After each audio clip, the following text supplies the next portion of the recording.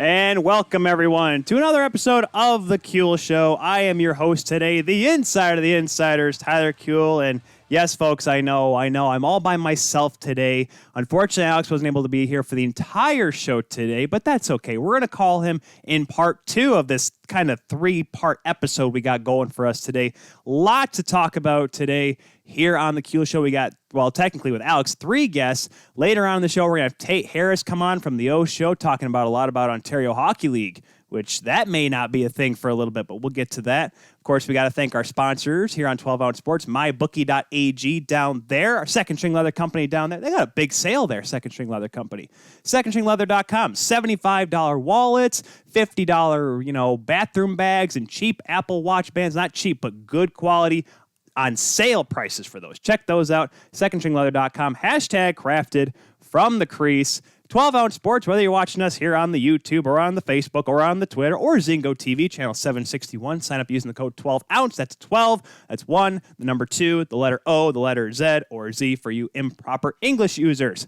Why, Tyler, are you going so fast once again? But because, guys, you know what we do here on The Kuehl Show. We start hot. We start on fire. We're starting off here by talking to our first guest on today's show. He is, like me, a writer for the Hockey Writers. We've had him on before, not necessarily with the live format yet, so be nice to him in the comments when we talk to him, dear, today. He is none other than a guy living in the middle of Montreal, Toronto, and Ottawa fan-based country. He's a diehard Buffalonian fan, writes for the Sabres. Ladies and gentlemen, welcome back to the show, Jordan DeShane. Jordan, how you doing today, sir?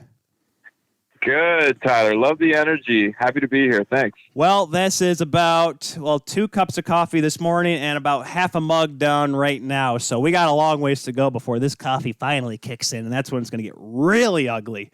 But Jordan, since the last time we talked, Jordan, it's been a while. We had you on right at the beginning of the pandemic, it seemed like, and just how have things been up there? I know the coronavirus cases, they're exploding here in Michigan, but I hear they're going up in Ontario as well. How is everything kind of going on in your neck of the woods? Yeah, in Ontario, we're definitely seeing the numbers go up. Toronto, Ottawa, those are kind of the main hot spots. Thankfully, where I am, kind of out in the middle of nowhere, it hasn't been too bad here yet. Things have been fairly well controlled, but, definitely still have to take the precautions. Stay home when you have to, mask up, to do what you have to do to stop the spread. Yeah, I know. I work in a radio station now, and we're all wearing masks, and we take them off before we start talking because, unfortunately, it's a little muffled with those masks on. And as long as we sanitize everything and whatnot, it's getting crazy for sure.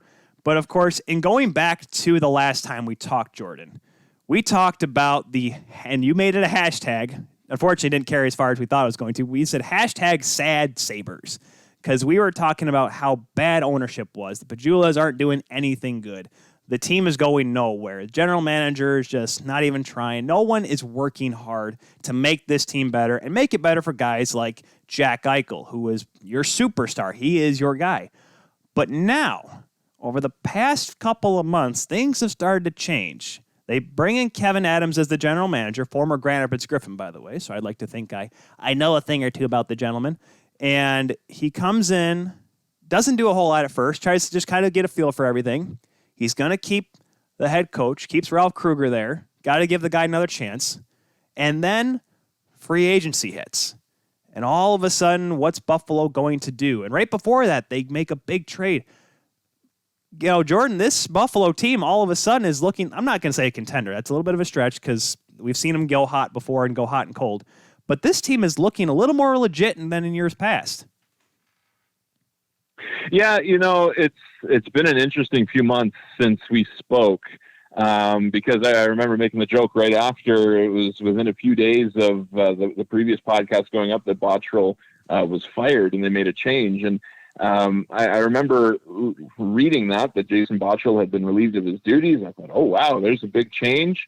And then immediately they announced the Kevin Adams hire, which was puzzling to say the least. There wasn't any kind of search that went on. So that was a really interesting aspect to see how that was going to play out. And like you say, everything since then has really been really interesting. The Eric Staal trade, to start things off, it seems like a very nice win for the Sabres. Staal, he's going to be 36 next season, but he's continued to have solid production for the Minnesota Wild. Excellent leader, carries a lot of cachet in the league, very well respected, and the exact kind of piece that the Sabres needed. A veteran leader up the middle, can provide support for Eichel up at the center position, and he can score. So it was the exact kind of piece that they needed. And the price that they had to pay in Marcus Johansson, that was definitely a price they were willing to pay. Johansson was brought in to try and fill in the center role when really he should have just stayed at the left wing. They tried to force him into that. It didn't work out. So when they were able to trade Johansson for Staal, save $1 million or so, that was an absolute no-brainer win for the Sabres. The sad part, of course, for the fan base, so jaded, wondering whether or not Staal was actually going to show up for training camp or anything like that.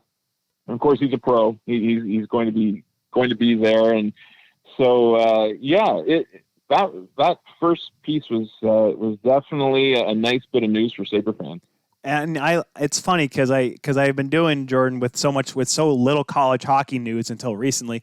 I've been doing some writing for the Minnesota Wild, and like, yeah, you know what, this Minnesota team could be a playoff team again if they just add a couple guys here in free agency, and they still got guys, like Ryan Suter, Parise, and Eric Staal. Because Eric Staal, I'm not saying he's had a full scale career rejuvenation, but since leaving New York and coming to a smaller market, a lot less pressure playing in Minnesota, I don't want to say he's blossomed, but he started to really get his numbers back up. And I think that's what Buffalo is missing, is not just a center, because you have guys like, and you had guys like Evan Rodriguez, who's no longer there. You still have Gergensons, guys that play in the bottom six who are capable of being on the ice and not being a liability, but have not been able to produce offensively.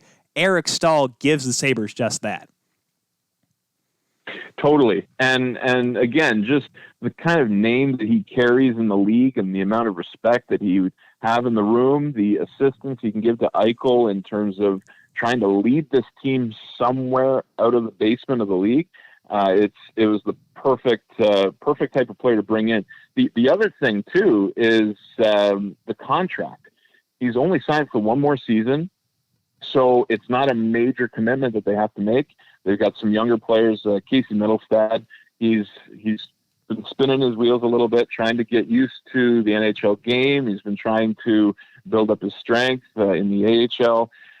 It remains to be seen exactly what his future brings. But when it comes to Dylan Cousins, he's a player that they're very excited about. He's going to, in all likelihood, be deployed in a wing position this season. And the hope is that he can play up the middle. So not having to force him into that position, letting him get his feet wet in the NHL on the right side, rather than all the responsibility of being a center, it's perfect. Being able to have Staal for one season to kind of groom him and help Cousins along as well. Yeah, first of all, you guys got to remember Dylan Cousins, the first ever player from the territories up in Canada to be ever drafted in the first round. I liked him when he was in Western Hockey League. He was a short-time follower of us here on the Kuehl Show, but it's because we tweeted at one of his teammates spearing a guy between the legs, and he saw the video, and then he stopped following us, unfortunately. So I'd like to say that for one brief second, we were being followed by an NHLer, an active NHLer, not Zach Boychuk. But because I'm looking at the moves that Kevin Adams made. You bring in a guy like Cody Eakin. He wasn't putting up great numbers with Winnipeg, but he can be a guy that can play a great depth center role. You bring in Toby Reeder, who brings an experience on minimum wage. You still have Kyle Okposo, as I know he's starting to regress a little bit, but he's still there. Is there any update with Victor Olofsson? I know he's got arbitration rights for being an RFA. Is he close to a deal? Because obviously Sabres fans, they really started to like him last season. Yeah, Olofsson, he's been on the radar of Sabres fans for a few years, and came in last season, and on the power play as a hired gun, you couldn't ask for anything more. At 5-on-5, he kind of struggled. He was pretty pedestrian, wasn't able to get much going. But on the power play, on the opposite side of Eichel there with the one-timers, it was magic. He's up for arbitration on November the 4th, And there's been different reports in various media for Buffalo that it's looking like probably a short-term deal, maybe something similar to what Dominic Kubalik signed with the Blackhawks. And it really looks that is the direction that Adams wants to take this team, is no major commitments outside of what they already have. Signing everyone kind of short-term, seeing how the market plays out, and maintaining flexibility as much as possible. That's very important because, and that's one thing I realized this year in particular, with the exception of, the Pietrangelo contract. I think there were a couple others that may have been a little over 4 years. With the flat cap the league is experiencing, there's been a lot of short-term contracts, 2 or 3 year contracts where in a quote-unquote normal year, whatever normal used to be, I don't even remember anymore. I don't remember the last time I shook a person's hand willingly. But you have to think about, those guys that be signing these 2 year contracts now would be signing 4 or 5 year deals, last year, even the year before. So you're going to see a lot of guys, and that's why you see guys like Sammy Reinhart, who signed last week, Linus Ullmark, who signed yesterday. Only 1 year contracts, but these guys are, I'm not saying are betting on themselves, but hey, who knows what the market will be next year. And that's what you're seeing with guys like that. And, I guess let's jump with Sammy Reinhart here. We'll get to the goaltending here in just a minute, but he's a guy that ever since coming out of Kootenay, I just keep watching him, and I'm just like, when are you going to be the Sammy Reinhart that we saw in the WHL? The difference between him and his brother Griffin is Griffin at least got excommunicated quickly. Sammy Reinhart's been given opportunity after opportunity. Is he finally going to step up and show that he's worth $5.2 million? Oh, I think he's already there now, Tyler. He hasn't exploded in points. I know with Kootenay he had over 100 points. He's been gradually growing each season, getting up to 65 points. Last year was a 59-point pace. Thing is, for right wingers, actually, I was looking at it this morning. I dropped an article for the Hockey Writers today about the outlook for Sam Reinhart. He was 14th among all right wingers in goals and points, and he's being paid as the I think it was like 109th highest paid forward. So he's been putting up good numbers. The value with Reinhart isn't the explosive offense as much as it is the defense. His ability to suppress shots, to limit goals against, it's solid. And everybody talks about how he just feeds off being on Eichel's wing. And I mean, of course, who doesn't? But at the same time, when you look at the numbers, Eichel has really relied on Reinhart quite a bit too. He's a solid two-way winger. He's done excellent at getting the puck off the boards, keeping it in play, getting out of the defensive zone, and letting Eichel do the rest. So, I mean, seeing him at 1 year at $5.2 million, it really makes a lot of sense for me.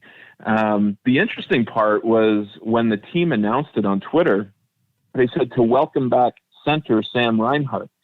And that's something the Sabres fans have been talking about for years. Since he was drafted to be a center, and he's never really gotten a true opportunity to play center. Right. And so, of course, when Ryan O'Reilly was jettisoned out, and there's been that cavern at center behind Eichel, the common thought was, well, let's put Reinhart there. And for the team to announce it, it seemed like an interesting way to announce it, because he's always played on the right side. It could have been an oversight. And I mean, if there was any team that was ever going to mess up something like that, it would probably be the Buffalo Sabres. But still, it would make sense if they were to deploy him in that way next season, because they've committed so much money to the wings with Jeff Skinner, $9 million, 7 more years, Kyle Okposo, $6 million over 3 more years, and Taylor Hall for $8 million. That if the Taylor Hall experiment works out, they could be looking at $25 million in 3 wing positions. And so if Sam Reinhart's contract comes up and he's only able to play wing, are you really going to push it over $30 million for 4 wing positions? Right. It makes sense to bring him in for 1 year, put him in the center position, and see if it works. If it works, beautiful. You have a spine of Eichel, Reinhart, Cousins going forward. If it doesn't, then at least you go into that next round of negotiations with your eyes wide open. Because you do want, because first of all, right-handed centers are so important because then you can throw out a guy on the power play. Hey, we can put him on either side. You don't have to keep taking faceoffs from one side or even in the defensive zone. And I harken back all the time to the Team Canada concept. Just bring in a bunch of centers and push them to the wings if you overflow. Like that's what they've done. And well, they've won a few gold medals, Jordan. I don't know if you noticed, but I like the way this team's starting to get built, and if you just have the maturation, like you said, of Sammy Reinhart, and once Dylan Cousins really starts to get a lot more playing time, this team is going to get better. And I thought I had one more question. Oh, yeah, I guess the last question on contracts, because of the Cale Makar effect and the guys like Quinn Hughes, like guys, ELCs are coming up. Rasmus Dahlin is in that conversation now for his ELC coming up after this upcoming season, Jordan. Do you just out of the blue, maybe just a quick thought, what do you think that number could be for Rasmus Dahlin? Or do you think that you have to wait and watch him play this season to determine what his worth is going to be after the season? I think that he would want everyone to wait and watch what he does this season. I saw a report the other day that he's added, I think it was 10 or 15 pounds of muscle. Oh. He's going to be a monster this season. And you think about it, when Cale Makar, what he's doing now, I mean, it's excellent, but the age difference, he's 2 years older than Rasmus Dahlin. And so Dahlin, he's going to be looking at, it could go one of two ways. Personally, I would love to be able to keep him on board as long as possible and pay him whatever he needs to be paid, because he's going to be a defenseman with the potential to put up nearly 100 points, especially with the power play, the way it's set up. In all likelihood, I could see it being more of a short-term deal, similar to the other ones that have been signed. The tricky part next season is, too, that Henri Jokiharju is also up for contract. So that's kind of, I think, part of the design of the roster the way that it is right now, keeping as much flexibility as possible going into next year, because that contract is one you have to get right. Because you do need that, that young defenseman. Because, I mean, I guess the only good thing the Sabres have in terms of their defense, I mean, in terms of contract-wise, is, you have a lot of guys that are up after this year. The only guy that's over 30 is Matt Irwin. He'll be a UFA after this upcoming season. But Ristolainen's 25, Colin Miller's 27, Montour re-signed is 26, McCabe's 27, Dahlin's 20, my goodness, 21 for Jokiharju. So you have a very young defense core. And you can continue to build on. You could keep this D-core here if you can keep everyone's numbers in the right area so you can keep them. This is a defense core that you can develop over an extended period of time if you're the Buffalo Sabres, right? Yeah, it is for sure. I know that Dahlin and Jokiharju are definitely pieces that you want to keep going forward. Jake McCabe, he's not going to give you much offensively, but defensively in a third pair role, he's great. And then, of course, there's Rasmus Ristolainen, who has been the subject of trade talk for a few seasons now. And at this point, the disappointing part for Sabres fans is that his value has gone lower and lower. They kind of missed their opportunity. Ironically, he was one of the ones that was rumored to be that Chiarelli was interested in trading for Taylor Hall years ago, and the Sabres turned it down. The problem is they still have a logjam on the right side. And so last season they had Montour over on the left side, which did not work out all that well. They could certainly still move Ristolainen or Colin Miller if they're not going to play him on a regular basis, to try and get some more help up front, or to even try and just get some more cap relief going into next season. The nice thing is, though, like you mentioned, they are at a nice younger age. There's no one that's aging out too badly, but there's definitely still some pieces that could be moved to help build the roster in other areas. So yeah, it's going to be it's so intriguing to see how this is all going to play out for the Buffalo Sabres. But if they really want to make that next step, it is going to be they're going to have to rely on having a number one goaltender, a certified, established, consistent number one goaltender. And that has been the hindrance of the Buffalo Sabres since a guy by the name of Ryan Miller. So I wonder, and I ask, what do you do if you're Ralph Kruger this year? Do you platoon Linus Ullmark and Hutton as you've been and just hope it works out? Or if you are Kevin Adams, you look at, I mean, yes, maybe the cream of the crop goaltending prospects are gone off free agency, or do you look somewhere else? Because you have them both right now at fairly cheap contracts. Like I said, Linus Ullmark signing yesterday at 2.6. You have Hutton at 2.75 for one more year. Both UFAs at the end of the season. I mean, do you just kind of hope and pray the goaltending's there, Jordan? Or do you kind of, if you're Kevin Adams, do you look to get a goaltender? You absolutely have to be looking to try and do something different. The insiders all over the league have been reporting for weeks that the Sabres were looking to update their goaltending, to upgrade their goaltending. Linus Ullmark is fine as kind of a backup that can step in if need be over long stretches. He's fairly average. I know that his numbers look to improve last season, but at the same time, Ralph Kruger's system was much more friendly to the goaltenders, strong defensively, not allowing as strong a chances as they had in previous seasons, but at the same time giving up their own offense. So that's the struggle, is that they play stronger defensively, sacrificing their own offense, and then the goalie still doesn't meet expectations, but his own numbers look better just because of the situation in front of him. That's what they have with Ullmark. I wrote a piece for the Hockey Writers a few weeks ago, basically about how the goaltending needed a major overhaul. Personally, I would have liked to try to trade him and get 2 new goaltenders in, just get a fresh start. Obviously, that's not going to happen this year. As far as Hutton goes, I know he's well respected in the room.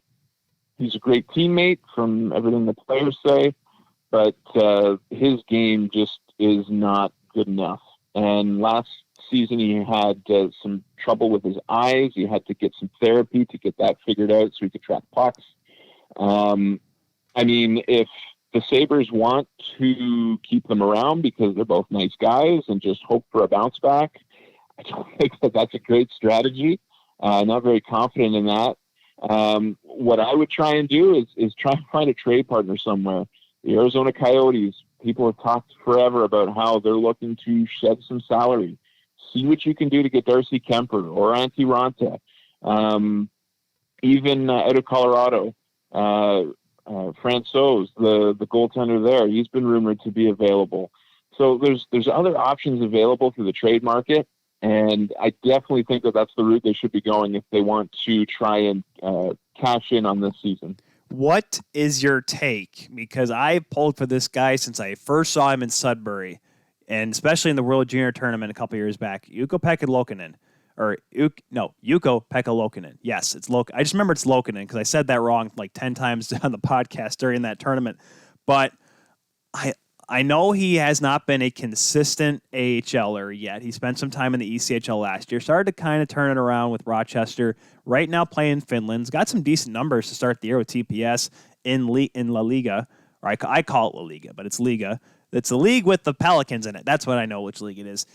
But is there hope with Buffalo management that he can be the next goaltender in Buffalo? Or is he just kind of right now, hey, he's going to be him and Johansson, they'll mess around in Rochester, but we need to find someone else. Is there a future that Lokinen could be the number one guy in Buffalo, or at least is that the plan for him someday? It seems that way. It definitely doesn't look like they're going to rush him by any means. Like you say, he's over in Finland. He's hanging in there. He's doing all right. I think that the plan, if the AHL season gets going, is for him to spend time with Jonas Johansson, with Rochester, the two of them battle it out, and to try and let him see some more pro pucks. He absolutely is part of the future, and the Sabres are kind of banking on him being available, but I don't see it happening for at least a couple years. He would spend at least this season with the Americans, and I would imagine half of next season before he could really be considered a legitimate chance for the Sabres. Yeah, and because you don't want to rush him. And there have been obviously a couple of recent goaltenders that have really stepped up quickly. Carter Hart's the one that keeps coming to my mind, and people thought he got pushed into a situation too early, but that was after Ronnie Hextall had been fired by the Flyers. But it seemed to work out. I mean, they only had the top seed going into the actual playoffs this year, but I mean, he's been pretty good. And I love to pull for those kind of guys because he played on such a bad Sudbury team, made them good. But excuse me, I got that COVID. No, I don't have COVID, just coughing. It's just something in my throat. Don't want everyone to panic. But the big fish that we have not talked about yet, Jordan, Taylor Hall, 1 year, $8 million. What is your take? Well, first off, when I saw the news, I got to say, I was shocked. I saw it on Twitter, and I had to double check to make sure it wasn't a tweet from like Daryl Drager or Darren Dragar or something like that. But no, blue check mark. Like this is a real thing. This is actually happening. And I just, for the first few minutes, I just kind of shook my head. I didn't understand it. Didn't see that coming at all. But the more you think about it, it's really a great fit for both sides. Taylor Hall, he had his MVP season, and then things have kind of gone down from there. And being traded to the Coyotes last season definitely did not help. It was not a great fit. Didn't do well in the defensive system over there, and his numbers were hurting because of that. So now he's a premier player in the league, and he wants to be able to find a situation where he can win, but also where he can get paid. And with the Sabres, he's got Jack Eichel to skate along with. I mean, that's a great place to start.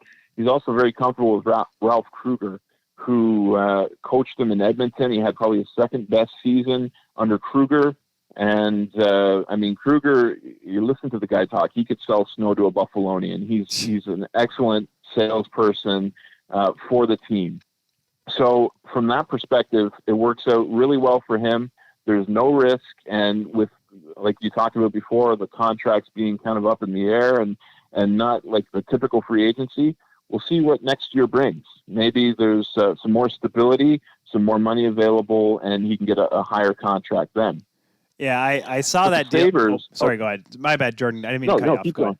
I was about to say with no, go ahead. With Taylor Hall, I saw the $8 million. I'm like, is he worth $8 million still? I mean, that because I get it. He was an MVP, but shoot, so was Corey Perry. But that was a decade ago, and it's been a few years since Taylor Hall has really shown that he can still be a top player. But granted, once again, the way it fell out with the Devils, they were not a good team at that time. Just didn't work out with Arizona. Wasn't able to find his footing there. He's going to be on a line with Jack Eichel. I don't think, unless it just completely falters the first month of the season, I'm pretty sure he's going to be on his wing. And you put him with either on the other side, because Jeff Skinner can play on the right side. You could put Jeff Skinner on that side, or you can put a guy like Kyle Okposo. You can just have Eichel just feed him pucks on the right wing side, have Taylor Hall driving the net. He's put in a good situation where he's playing with talented players. So at this point, and I say for Taylor Hall's sake, if it doesn't work out this year, he's not going to be that top-tier talent, I don't think, anymore. This is a make-or-break year, and he's got the tools around him now to really show that he can still be a top player in this game. Absolutely. He's never been able to play with a center of the quality of Jack Eichel. And so for him, there's, like you said, there's no excuse. It absolutely has to come together this season. And I know Sabres fans are absolutely hoping it does, and that he can be a piece that can help them to get things going, to get to the playoffs, and to start to see some positive change. The fit there with Eichel would be excellent. They're both really good puck movers. They can get the puck out of the D zone. They can rush it into the zone, and the quality of chances that Eichel's able to create once they're in there. You mentioned a few different options for the right wing. That might be a spot for Olofsson if he's able to get his 5-on-5 game going, where a trigger like that on that line would be so dangerous. But you're right. In terms of the $8 million, it's up there, but as a 1-year investment for the Sabres, it's absolutely worth it. It gives them an opportunity to not have to make another long-term commitment. The commitment that they made to Eichel is a great one of the best contracts in the league for value based on what he gives you. The Skinner contract looked rough last year. Skinner's underlying numbers were good, but he still, his shooting percentage was the lowest it's ever been, and he was snake bitten for $9 million. That was a tough one to swallow last season. And the Kyle Okposo contract, $6 million for 3 more years. He's an excellent fourth liner for them, but you cannot pay that kind of money for a fourth liner. So for them to say that they're a little hesitant to make a long-term commitment makes sense. Being able to have Hall in for 1 season, give it a try, see how it works. If things click and they're able to make the playoffs, beautiful. Let's work on something long-term. If it doesn't work out, you have a monster asset come the trade deadline to help bring in more draft picks, prospects, whatever you might need at that time. So for both sides, I think that the move really made sense. Yeah, I like the idea, and for some reason I know it was different circumstances back then, but I keep looking at this. I'm like, man, this just seems like Chris Pronger going to Edmonton. 1 year, give it a shot. They went to the finals with a team that we found out before and after Pronger had no business being in the Stanley Cup Finals. Now, I'm not saying, Jordan, I don't want to get your hopes up or any Buffalo fans out there. I'm not saying the Sabres are going to make the playoffs and make the finals because of Taylor Hall.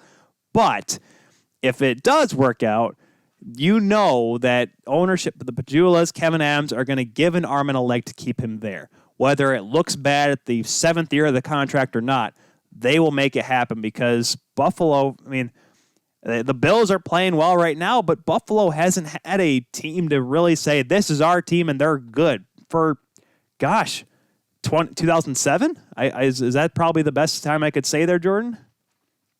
Yeah, that was the last time that the Sabres were really good. They had the back-to-back seasons where they made the conference finals, the President's Trophy in there.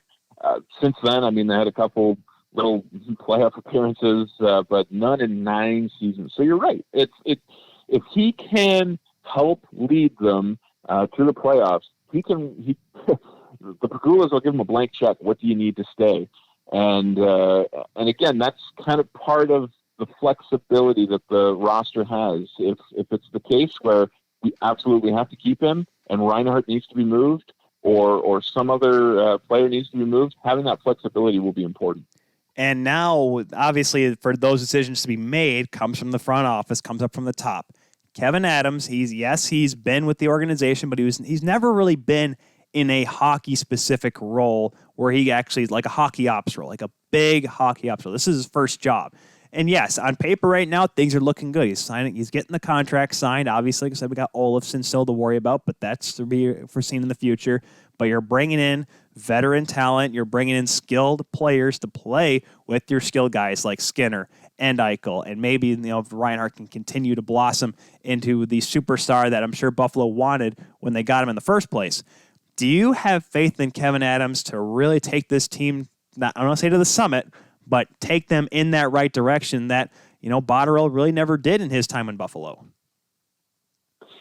It's really hard to know at this point because it hasn't been like a linear progression with the building of this lineup. It's been ups and downs and confusing pieces and just kind of all over the place, where they didn't retain the rights to Dominic Cahoon, who was a great contributor and a cheap player, who apparently wanted a little bit more than the Sabres were willing to pay. They didn't even qualify him, let him become an unrestricted free agent.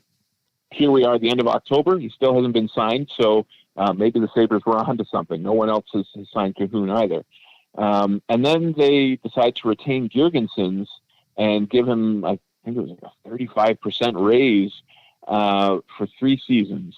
And so that was a little bit of a head scratcher and allow Johan Larsson to walk.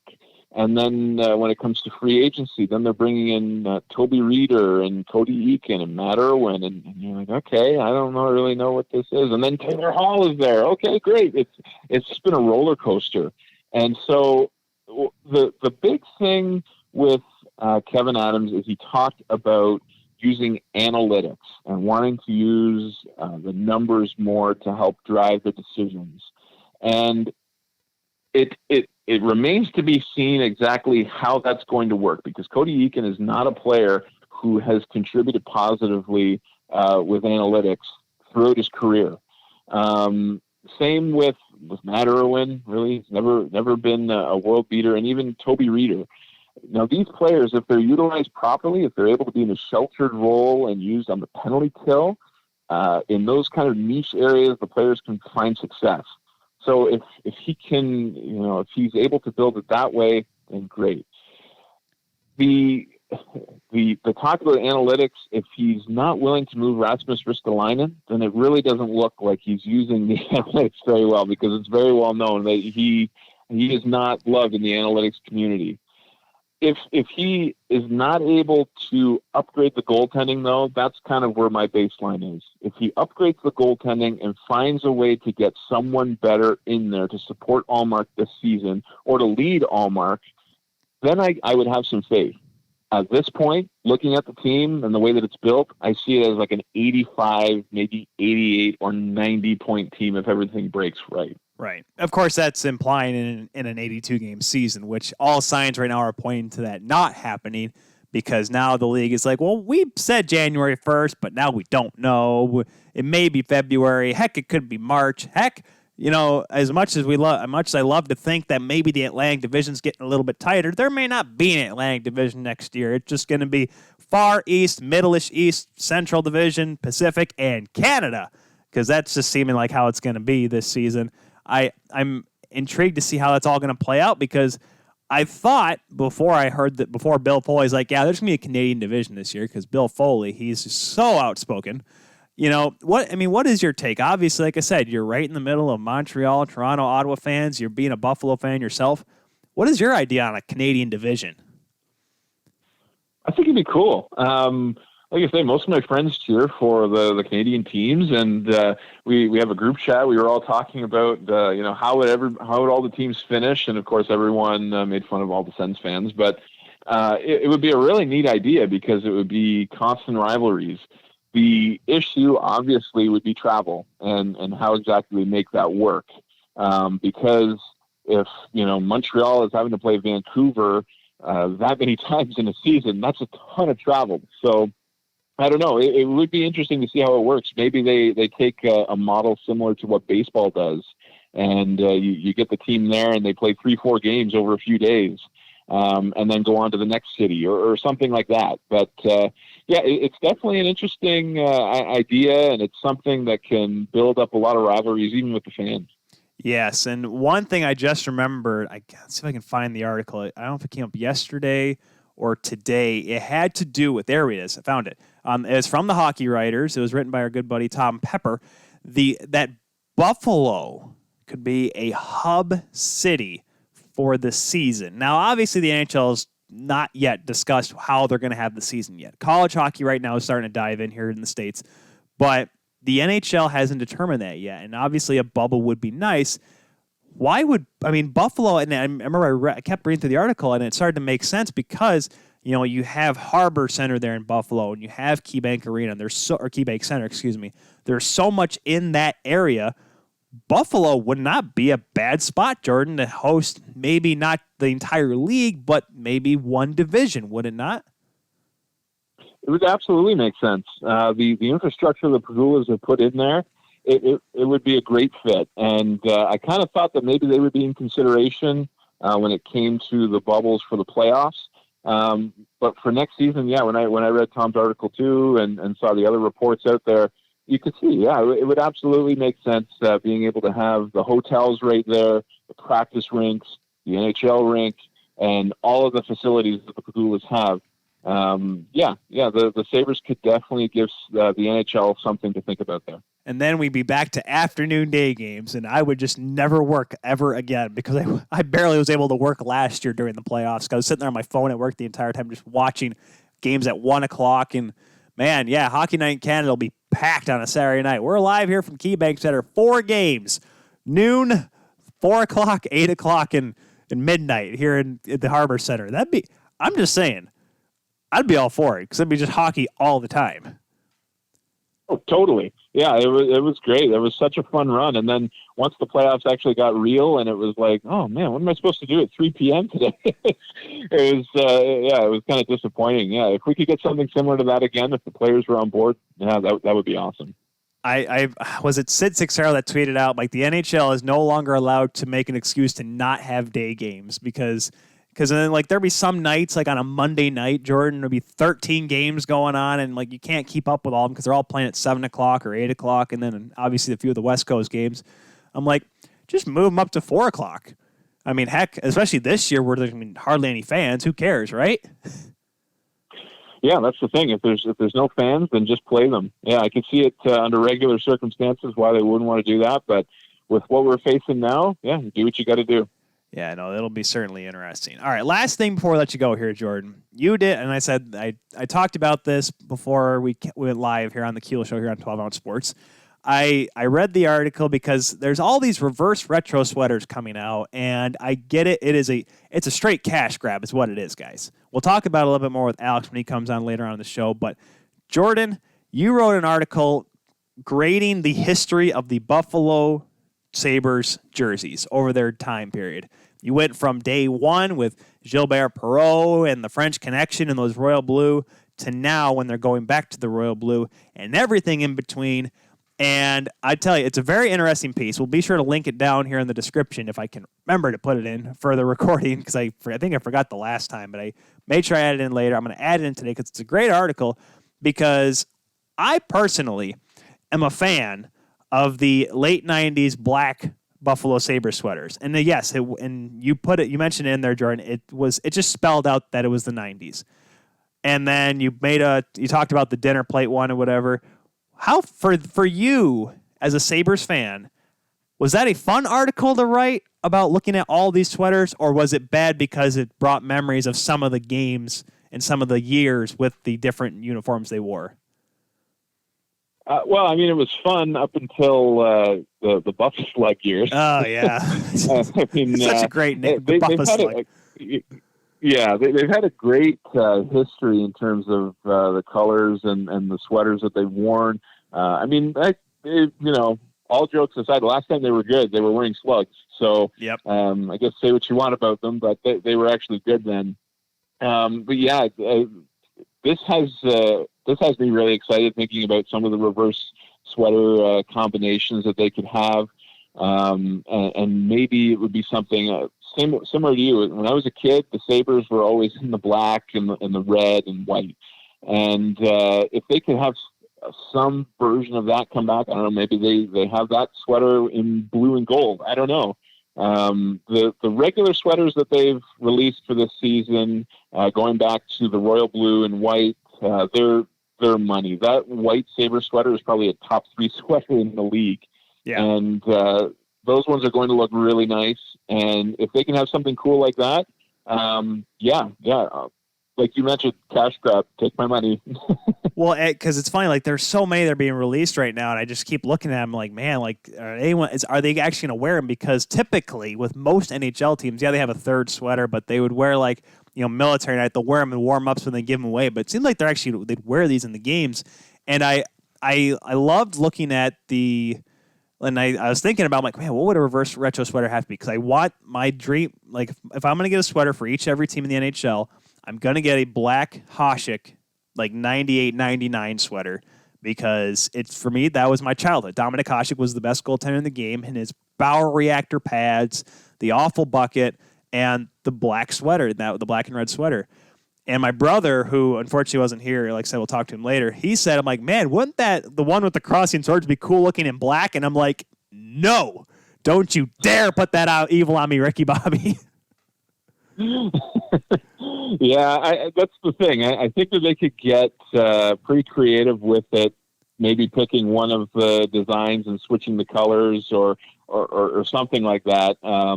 It would be interesting to see. Yeah, maybe if they were to take the Sabre with the 2 swords and go with that color scheme. I don't know. I'm interested to see though what they come up with. Yeah, there's so much up in the air with those, and they're saying like, oh yeah, they're gonna do something with the Leafs, and I'm like, what? Like, why? No, they do enough of that now, and they like someone says something about the Detroit Red Wings, and I'm like, what could you do? They've had the same sweaters for reverse the red and white. Yeah, make them wear white at home. What a crazy idea that is. My goodness. But we'll have to wait and see what Buffalo does. And like I said, we'll talk about the rest of the teams that have already released their reverse retro sweaters, and I'll give my 2 cents on them, or at least a couple of them. A couple of them are okay.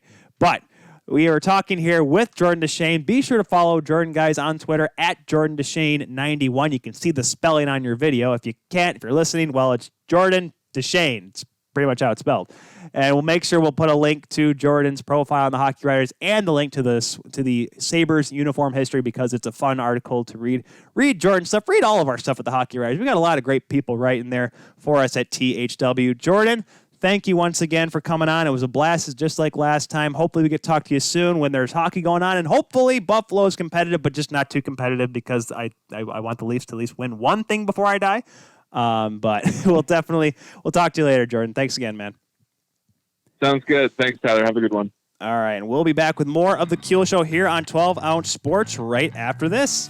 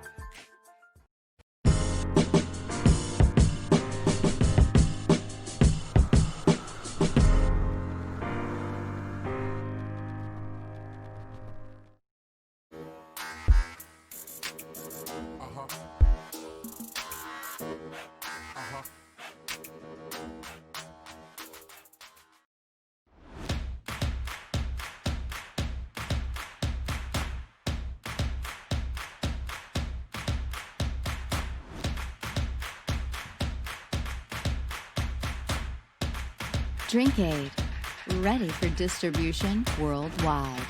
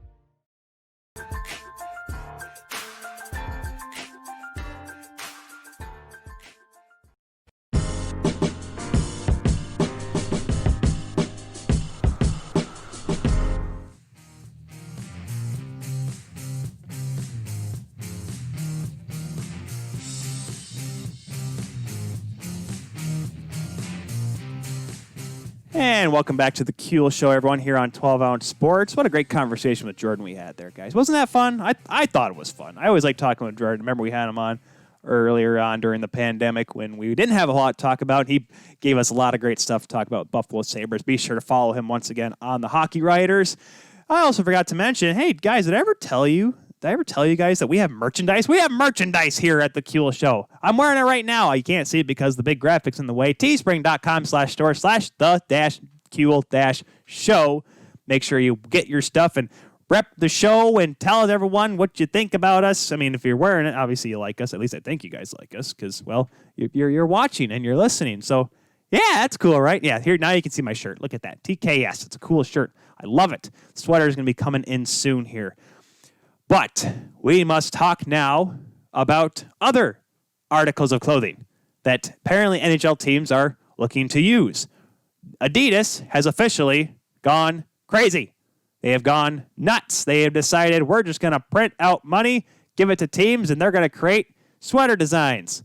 They are wonderful. Now, I can't post any of these pictures because, well, I don't own the rights to the pictures, and I haven't quite really reached out to them. But we're going to talk about them. And with that, we're going to bring in someone that may have a thing or two, know a thing or two about sweaters because he wears them all the time here on the show. He also wears a lot of hats, too. He's the guy that's supposed to be sitting right next to me here. Ladies and gentlemen, the other guy, it's Alex. Hi, Alex. How are you doing, sir? I am doing good. Staying here at my place tonight, my studio, if you will. Your bedroom. Yes. Well, that's my studio. What? That's because there's no phone connection. There's no phone service in the basement. Well, at least not really. How we made it work, I have no idea how we did that. It took a long time. It took us a lot of work because I remember if you ever want to go back and see how really dedicated we're to having guests on the show, go back to some of our Kuehl podcast episodes when we were doing video and just look at us cram into Alex's bedroom just so we could talk to guys like Scott Powers.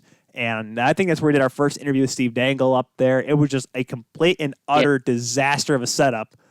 But no, we set everything up on the bottom side of a tenor drum pad. And yeah, no, it was not fun. We sat on like footstools and no bueno. It was ingenuity is what it was. I still look back at that. I'm like, man, we were desperate. And this was, of course, I mean, this is when our phone calls were not with a mixer. It was when we took one of our cheap mics, because we had three of them, one of them, and just stuck them next to the phone. And we realized, hey, the audio quality sucks on these. Maybe we shouldn't do this anymore. And that's when we stopped doing guests. And then we did guests again, and it's been great ever since, right? Right. Yeah. It's fun because we get to have you call in. I can't just do the show by myself all the time here. Of course, then again, it's just everything is crazy times right now, Alex. Crazy times. I know it. Trust me, I know it.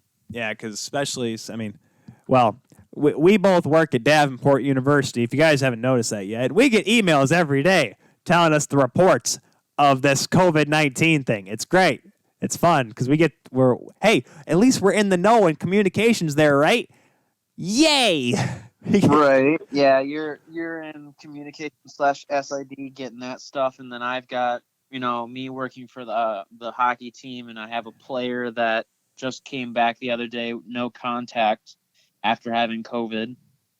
Yeah, no, it's great. I used your better picture this time, Alex. Apparently you didn't like your Davenport with your Gilligan's hat last time, so I used your official DU photo. Is that okay with that? Is that all right?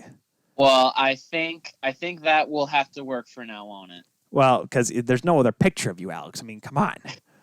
But so let's talk. Well, okay. Do we want to just go right into the sweaters, or we want to talk about the news first? Let's. You know what? If we have time, because we got Tate Harris coming up here in a little over half an hour here on the Kuehl Show, let's get into the reverse retro jerseys that Adidas and some of the NHL teams have been releasing, because we may not have time for that. Now, okay. So let's go to the one that's been confirmed, that has been said, yes, it's going to happen, because the few others that we're going to talk about later are all designs that may happen and that are what's the word I'm looking for here, that are rumored to be released. So the first one that is for sure, Alex, it is the Pittsburgh Penguins and the Philadelphia Flyers. Now, let's start with the Flyers because the thing about Phillies is I'm just like, they literally, I don't know. I don't know about this one, Alex. I look at it because what they did was they took pretty much the 90s, late 80s design and kept the orange base for the road jerseys. And they've switched the white and black trim because on the road they would wear white shoulders, orange body with black trim. Now they're wearing black shoulders with white trim.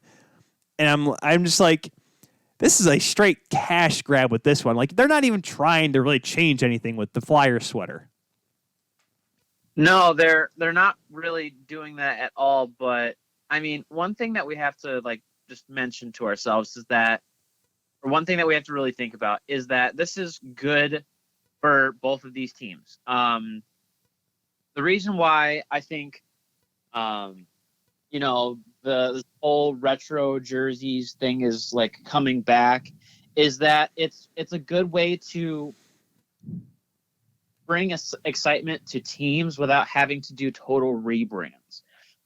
You saw this a few years ago with the Calgary Flames because they were sporting the jerseys with the black C for Calgary on the front on the jersey with the red base coloring and stuff. And then they brought in the alternate jersey of having the retro kind of look, which they ended up switching, kind of like Edmonton, years and years before that. Other teams have done that just because there's a lot of fan bases out there, especially for the older teams, especially for the teams that don't as well when it comes to actual play and getting deep into the playoffs. It's just good for fans to have something that they can cheer for, something they can harken back to. Yeah, and I can see that, but then I'm like, just go back to those jerseys. Now, I joke with Calgary because I'm like, Calgary, you just did what Edmonton did. You just went back to those old 80s sweaters. Remember the good old days when we used to have we'd finish behind Edmonton, but we'd always be in the playoffs. Remember those good old days? I want the horse one to come back. The flaming horse. That's what I need back in my life. I don't know about that one per se. I think the only one jersey from that era that I've seen a design from would be sorry, my laptop is fritzing out over here. Would be the New York Rangers one that I think wasn't it DL Designs or something like that? Oh, the Statue of Liberty. Yeah, the Statue of Liberty jersey. That one was always a personal favorite of mine because I always thought it was really cool. Well, because I think it was 97, 98 was when they instituted, those were their full-time jerseys, both white and blue. Because remember, there's with Gretzky wearing the white ones, they ended up ditching the white one and making the blue just an alternate, and especially when they came back in 05 and 06 and 06, 07, they used those a lot before they went over to the Reebok Edge jerseys. But, yeah, I wouldn't mind those, but with Phillies, it's they just, all right, we're just going to change these two colors here, and you kind of see that with Pittsburgh's as well. Pittsburgh's is a mixture of their old 1960s, early 70s, before they went black and yellow, when they had that teal color. It's that font, but it's also the same font as what they wore in 92, 93, when they started wearing the yellow shoulders on the white sweaters, and they wore this diagonal black one. It's the one that Mario Lemieux wore when he came back from Hodgkin's disease, won the scoring championship, yada yada. But this time they make it white though. I don't mind that because it actually looks okay. It doesn't look like they were just picking at straws and didn't know what else to do. This is hey, let's just flip this, and hey, look, it looks legit. Well, now you have to remember here, Tyler, a lot of these teams, a big part of going back and looking back at what they've done is that some of these teams have changed their colors. The Washington Capitals, for example, that's another one that we can talk about right now. The concept that LD Concepts came out with was the old Capitals jersey with the soaring eagle on it, but instead of the black and light the gold and blue. You mean stuff, the cool ones? Yeah, they changed the colors to a red base with the red, white, and blue concept because that's their current colors. And let me say this before we go on, we'll keep going with the cap sweaters here. These are from reliable. These aren't just like fan made stuff on like Reddit. This is from Russian Machine Never Breaks, which is a very reliable source. It's not like it's not your Sportsnet, your TSNs, your NBCs, what have you, but that and like I made sure we went to reliable sources for these designs, so where they're not just like, hey, this is what a fan thought of. Because there's a lot of cool ones. I remember a Leafs fan posted like it was like the 87 Canada Cup sweaters, but it was with maple leaf blue and it said Toronto on it. I'm like, that's cool. Not going to happen, that's cool, but it's not going to happen. But that would be cool. But back to the Capitals jerseys. Yeah. Why not just bring them back, bring the originals back? I loved those sweaters. Those were cool. And then again, like I said, it's similar with when I talked with Jordan about the Buffalo black jerseys that were, because that's what we grew up on when we were kids. We grew up on the lighter blue with the Screaming Eagle, the white ones as well.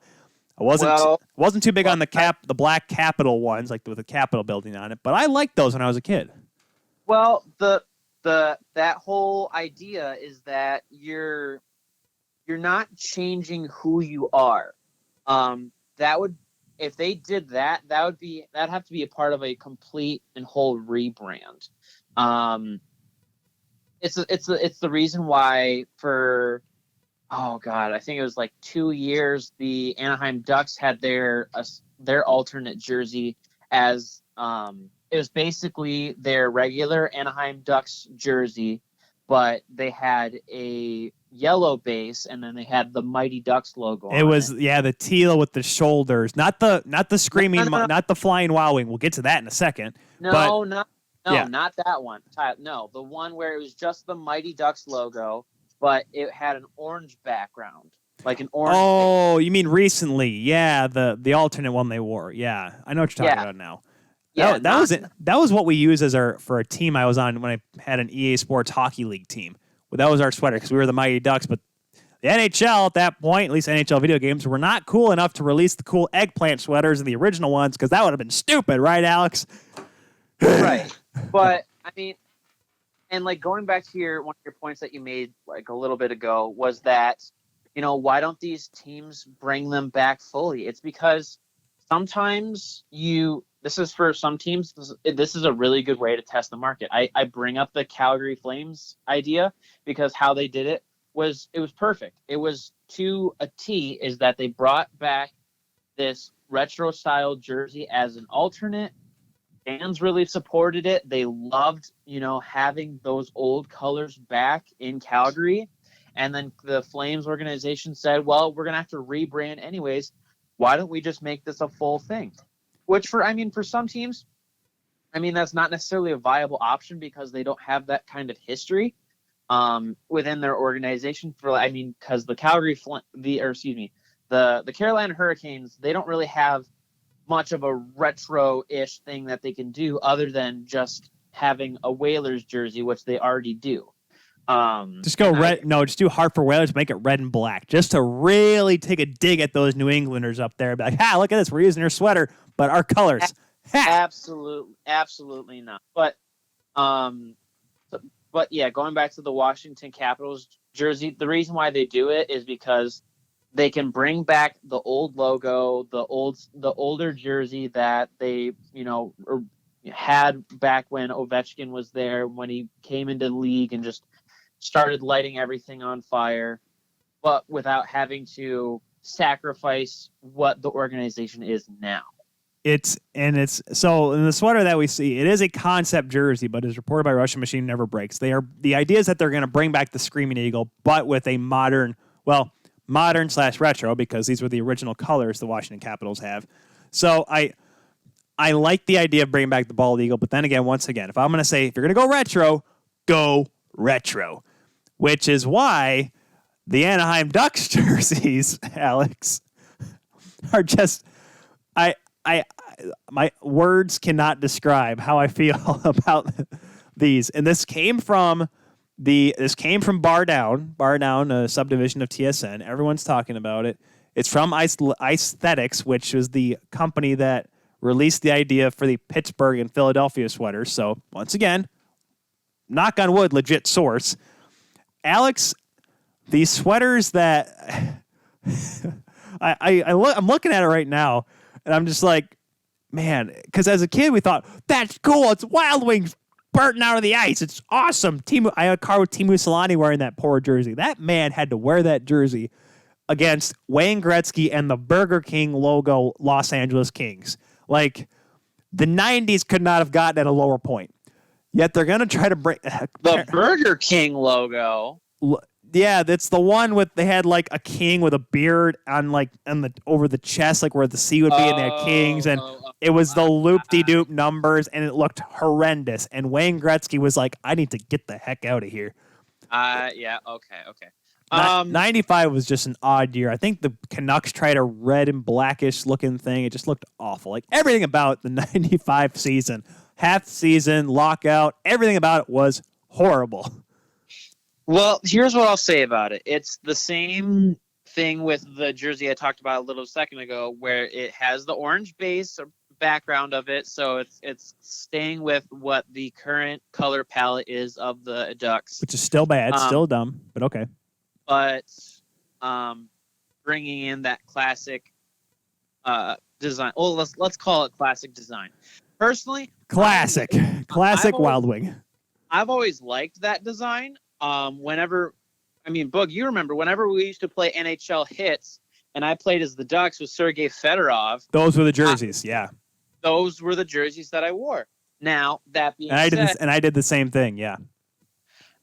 That being said, I would personally change the color palette up to be kind of like they did with the Mighty Ducks jersey. What was it, last year or the year before, where it was like a kind of a crossover between old colors and new colors.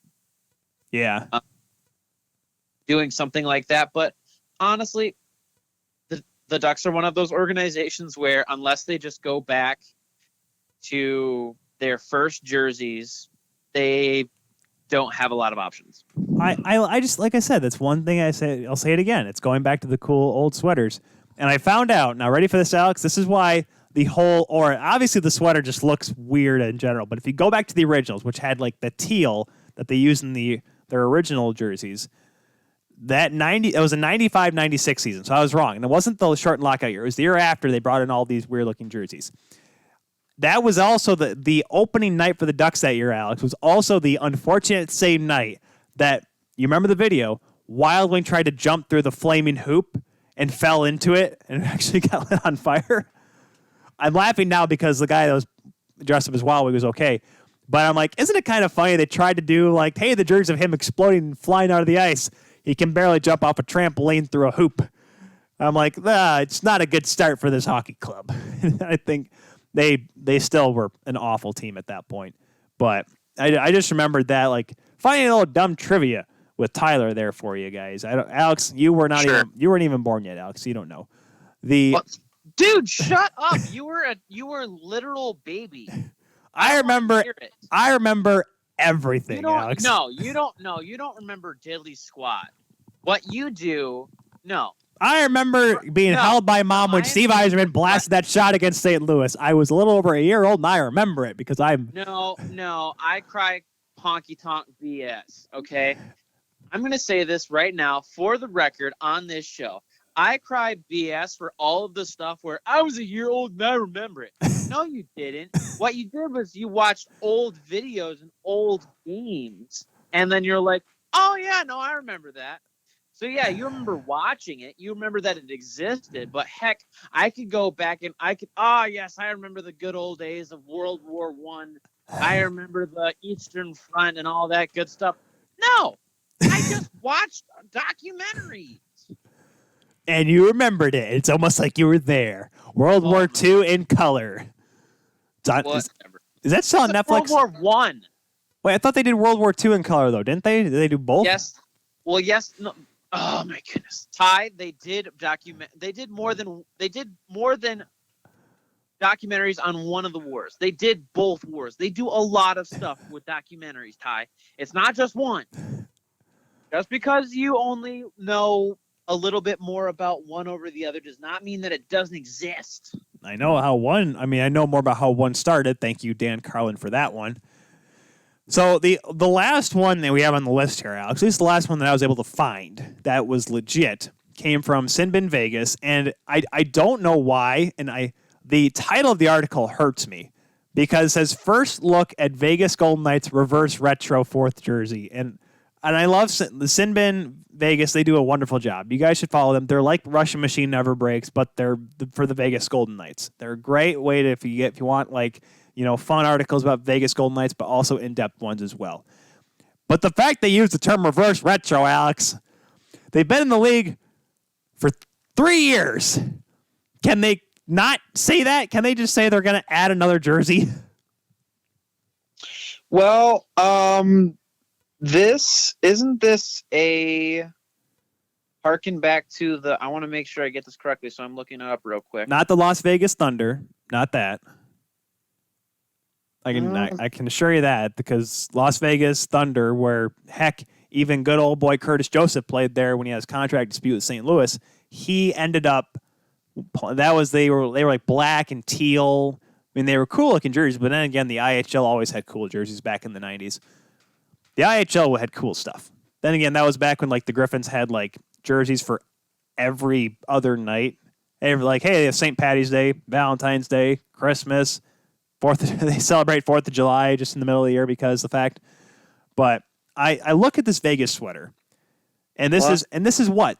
How many? Like a month from? I thought that that logo, the one that they usually have on their shoulders, I thought that was harken back to an older team. I'm not sure. I don't think so about that one, or at least my sort of hockey knowledge is not so sure on that. But because this is like a month removed, Alex, from when they announced. No, it is it's a nod towards the Las Vegas Thunder. Yep. Well, okay. Hold on a second. The logo. That's what it says on the thing that we're talking about. It's the same exact things. Vegas Sinbin. Interesting. I'm just looking at it, seeing I'm looking at all these logos. I'm like, oh, okay. But anyways, there probably was somewhere on those shirts. I mean, they're cool. Now the V. So it's the V design, Alex. That's what's paying homage, not the logo, the V design on the jerseys. That's what's paying homage to the Las Vegas Thunder, not the logo. The design. Well, either way, I don't know what this is. I don't know what I'm doing. So, okay, we can't, like I said, folks, I can't post any of these photos because we don't have ownership of these, and I didn't get permission to use them yet. So I apologize in that retrospect. But look them up. Like I said, sinbin.vegas. Go on there. The article's on there. It's a great piece, once again, by them. So honestly, Vegas in recent has not had a good past of releasing good jerseys.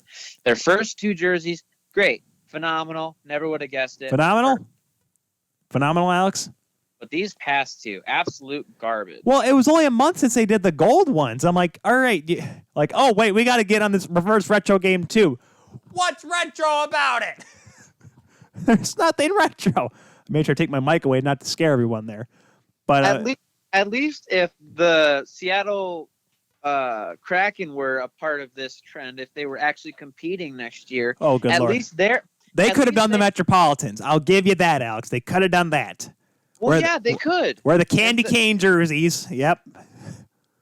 Well, I mean, they already talked about it. The one guy, I forgot his name, but he did an interview where they already have plans in place where they're going to do a Metropolitans jersey. So count it. That's fine. I like they did the Vancouver Millionaires, the Canucks. They wore the V, the maroon V, in the Heritage Classic a few years back. I'm okay with that. That I will allow. But I don't mind the idea. I just call it a 4th jersey. Just call it another jersey. Just don't say reverse retro because of our IHL team that lasted 5 years. We're gonna pay homage to them. It's like all of a sudden the Muskegon Lumberjacks come out and say we're gonna do the Muskegon Fury jerseys again. But that's the thing. They could actually say they actually made them look like the Muskegon Fury. This is all right. We're gonna make the V cut here paying homage, like the V cut at the bottom of the sweaters. I'm like, oh yes, because everyone just snaps their finger and says that's Las Vegas Thunder right there. because that's exactly what everyone thinks when they see the jersey, not the fact that they just like added a different base color to them. Sure. At what point, Alex, does the NHL just go full scale Oregon Ducks here and just have everyone have 7 different jerseys? They wear one on Wednesday, one on Tuesday, and the league has to comply with it. At what point do we go full, I know it's Adidas, but full Nike on these people? That was not a legitimate question, Alex. You don't need to answer it. Well, I'm going to give you a legitimate answer. The legitimate answer is when they decide to allow the teams to wear the jerseys that have the different themes in actual games instead of just during warm-ups. So when they go minor league hockey is what you're saying. No, not necessarily that, but I mean this past year where the Arizona Coyotes and the San Jose Sharks and a couple other teams, they had their Hispanic/Latin heritage jerseys. Those were really cool. And some of the goalies from the teams had special masks made for those nights. And they didn't even make it past warm-ups because that's how it is. Right. And that's what I was telling with Jordan. I'm like, oh yeah, I want to see them use sweaters and hey, that'd be kind of cool if they wore them during the game, but they never do. And what was the one time when didn't Dallas wear Minnesota North Stars one time in warm-ups when they were in Minnesota? And they just said, yeah, we're just going to wear them for warm-ups because that's when everyone's at the rink watching them. Because that just makes total sense once again. See, well, here's my whole deal about it. People say people going full minor league. What? So many people say that as such a bad thing, and in all honesty, what's wrong with that? It's when you go overboard, Alex. That last you go to minor league hockey games, and I'm going to say this right now. As much as I loved going to the Air Canada Center and watching the Leafs play, and as much as I've enjoyed going to Joe Louis Arena and Little Caesars Arena and watching the Wings play, I've had more fun at a Muskegon Lumberjacks game than both of those. Because for those 2 games, when you watch an NHL game, as someone who doesn't watch them often, it's an awe factor. It's the fact that, holy crap, all of these players that I see on TV are now in front of me. Whereas when you go to a minor league hockey game, whether it's USPHL, AHL, even ECHL, all of these. He means USHL, not USPHL. USPHL is a completely different league, but USHL. You're right, Alex. Okay. Continue. Yeah. Yeah. My apologies. USHL. You go and you look at these teams and they have fun with it. And since they're having fun with it, you have fun. So not only are you getting the entertainment value from, wow, there's Austin Matthews that I get to watch play for 60 minutes, potentially more. No, you're getting it from the fact that, oh, wow, look, that's a really cool jersey. Because I'm just going to say this, Tyler. I think you would love if the Leafs did something like the 80s, Team Canada jersey, but it was Toronto. I think that would be really cool. And it would just make everyone else in Canada mad. It would just piss everyone off. Toronto, they already do it. Why not just go with it? Just own it. The Toronto Maple Leafs need to accept who they are, and they need to change their entire aura around their team to being like, screw the rest of Canada, we have a lot of money. Screw the rules, I have money. We're just going to make sweaters. Honestly, though, they're the New York Rangers of Canada. Well, Alex, you know what's really funny? Because I just remembered this, and I can't believe I didn't mention this earlier. The 1978 World Junior Tournament that was in Montreal, the one that Wayne Gretzky was on, that was a Canadian team. Their jerseys, even the Canadian flag, everything was blue with red tint. It was blue with red tint. And I just remember that, and I'm like, you're just one color removal away from looking like the Toronto Maple Leafs alternate jerseys. And now Harold Ballard would not have spent money in those days for that because Harold Ballard was a cheap, another thing. Oh my goodness. You know what? If the Toronto Maple Leafs want to do a reverse retro jersey, I'm saying this right now. They need to do the wartime jersey. They need to do it. Oh, with the 100 stripes on the arms or whatever. No. The wartime jerseys that. Oh, the Royal Canadian Air Force jerseys, the RCAF jerseys. The jerseys. If you would shut up for a second, the jerseys that was quite literally just the Toronto Maple Leafs jersey, but it had a red outline around the leaf and the letters were red. Oh, those ones. Gotcha. Yes, Ty. Thank you for letting me get my entire thought out. You were gonna get there. I know you were. It just was gonna take you a while. I know it was. It would take me a lot less time if you didn't interrupt me. I was pushing you along, Alex. I was pushing you along.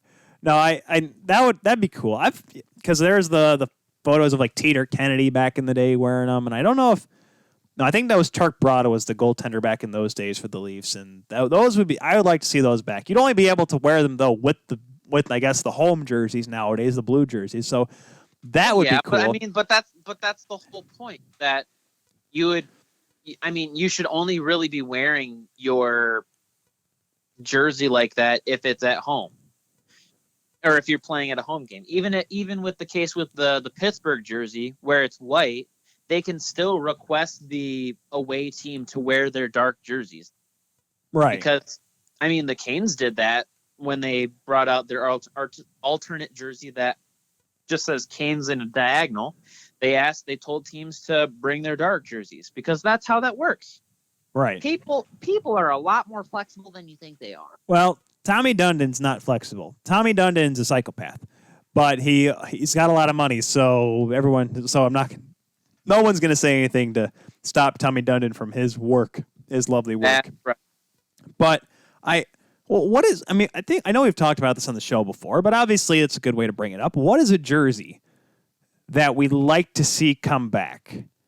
Like one jersey that's not the Mighty Ducks, that's not, because I go back to like the Florida, and I think there was also an idea for the San Jose Sharks, but it was literally just their original jersey, but you flip the black and teal. So like their original, like early 90s ones. But like, what is a jersey we'd like to see come back and, I don't want to say stay full time, but see more regularly from what teams have nowadays? I still think the Mighty Ducks going to that orange or to that bronze or whatever they did when they won the cup was dumb. But hey, they won with it, so there you go. But what is a jersey that you'd like to see come back before we go to break here? One jersey, actually, I think it would be one of those things kind of like the Ottawa Senators are doing this year, where they're really, really going back, and it's not just like an alternate jersey. No, they're like doing a complete rebrand. Full tilt. One thing I would like to see, it would be with the Dallas Stars going back to the Brett Hull jerseys. Well, Alex, have you seen their? I always forget you're not on Twitter. Dallas is gonna. I think it's Wednesday. They are going to release what's to be believed their reverse retro jersey. They've been tweeting about it. They've been talking. It's going to be black, but they don't know what it's going to be yet. Now, are you talking the Brett Hull like with black, like when they came up from Minnesota, like the mid '90s Dallas Stars, like the black shoulders, black jerseys, white stripes? Are you talking about the black and green and gold star one that they wore in the cup run in '99? I would like the actual star one where like their home jersey was the green and it had like the black trim on the bottom where it actually had the outline of a star on it. But for the sake that I think it would go over better, and it would be a lot cooler if they went back with where they just moved straight from Minnesota, where it's the black jerseys, where it just says Stars. Well, I wonder what they're going to do, because I'm looking at their old logo from the '99 year, and it was the first one that was started, because people forget the '99 Cup year, they didn't have the white ones yet. Excuse me, they didn't have the white ones. They had the green. They had the dark ones, which was green and then black around the base where the star kind of cut out. But they wore their old white ones. The white ones didn't come until the year after. People forget that. So that's when people like watch the series back and they see the Jason Woolley goal in the first game in the finals, and they're like, what kind of jerseys are they wearing? Well, that's what they wore. Because for some reason back then they didn't get they didn't do both jerseys at one time. They'd be like, we're just going to do one this year, see if it works, and then we're going to do both next year if it totally works. But I wouldn't be surprised if it's just a flip, because talking about the Flyers, that it'd be the Dallas Stars from the 90s, early 2000s, where it's the black and then green around the bottom. Maybe. I don't know. I just that would be one jersey I'd like to see come back. I love retros. Mine would be either anything Dallas, a red Florida jersey, or not a red, but like the red, the John Van Beesbrook jerseys. I'm sorry. Like I said, I'm a huge retro guy. I love like VintageIceHockey.com. I know they're not NHL, but they're old hockey stuff. I'm like, I love that stuff. I love looking back at old logos, old sweaters, old designs, and think, man, that was cool. Like, just give me a minor league hockey team, and I'll just be like, man, that was cool. Look at the seven. Like, we got here in West Michigan, we got the Kalamazoo Wings down there in Kalamazoo. How many different jersey designs have they had? And they always look. I look at them like, that's cool. That's pretty neat. And see, and that's what I mean. That's a whole part of minor league hockey is that they have all these cool designs and they have fun with it, and the fans can have fun with them. Yeah, it's not just professional hockey and it's gotta be this way and the right way. And you know what, Ty?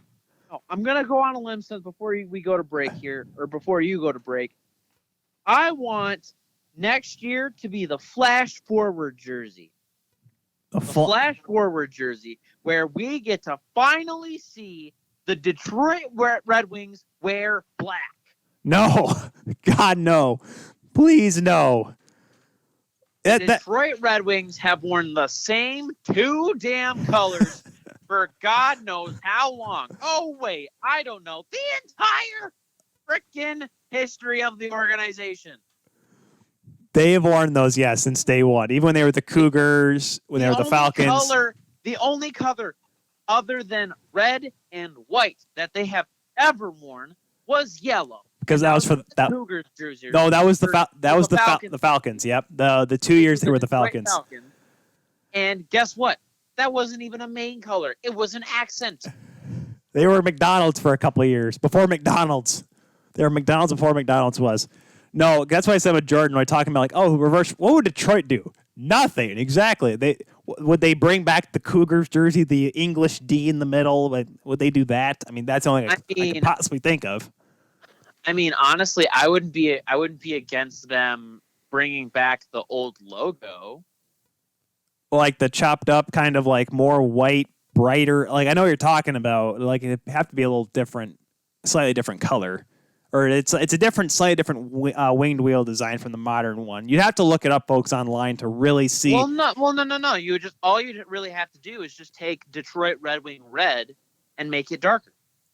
Right. So you'd have a darker red jersey, which I'd be okay with because the red that they wear and the red that the Hurricanes wear is a very, very aggressive shade of red, and I personally don't like it. It's an aggressive shade of red. An AGGRASSIVE color of red. I spelled that. I spelled it right. Yep. Yep. That's the right letters. I had to make sure. Then again, the Detroit Red Wings have to become a good hockey team again. That way, they can put Hockey Town back on the center ice. Won't that be the day, Alex? Won't that be the day?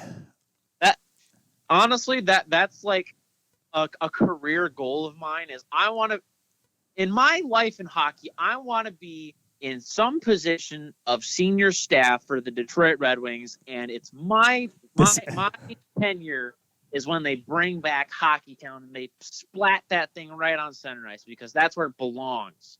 Splat, Alex. Full splat. That's the way Alex does it.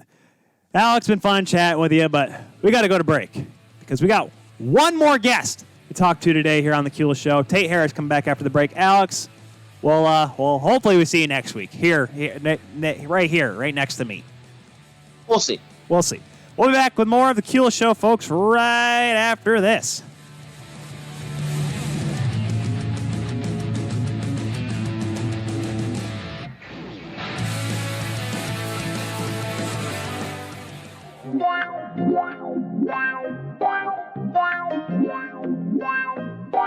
Wow.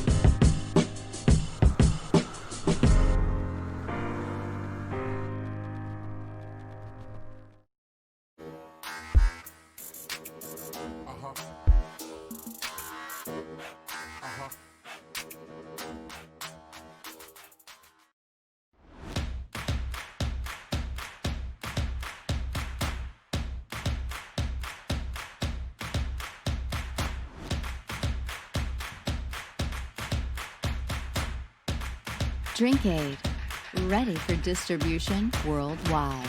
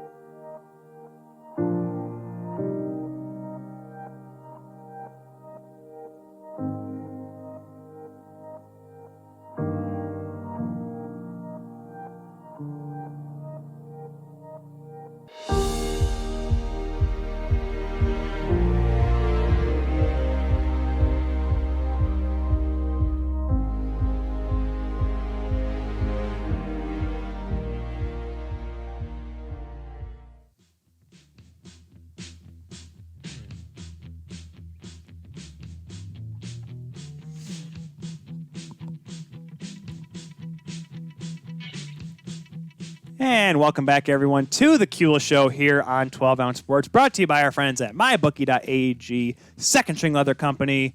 And, of course, like I said, on 12 Ounce Sports, whether you're on the YouTube, the Facebooks, the Twitters, the Zingo TV, Channel 761, use promo code 12 Ounce to sign up for that and watch us on the big screen, because it's cool to see me flail my arms around maniacally for 2.5 hours and such, especially with Alex here when he comes back, hopefully next week. So now, part 3 of our three-partish, or act 3, I guess, if you will, of our 3-act show here today, making his second appearance on the Kuehl Show. We had Jordan come on earlier. We saw him for the second time. Now, for his second time, talking about the Ontario Hockey League. He is a co-host of the O Show, talking about all the good stuff of the Ontario Hockey League. Ladies and gentlemen, welcome back to the show. It is none other than Tate Harris. Tate, how you doing today, sir?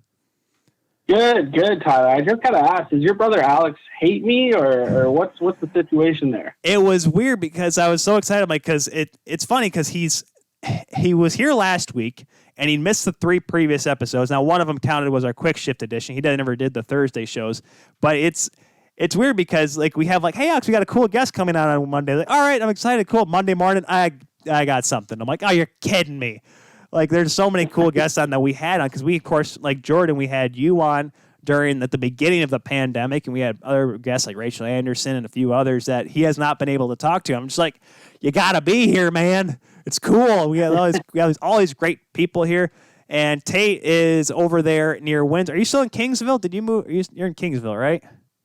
Yeah, I just bought a house in Kingsville too, so it's my first home that I bought. So I'm still in Kingsville, loving it. Yeah, because I remember you mentioned that the last time he came on back in, was it April or May, or it seems like forever ago. I want to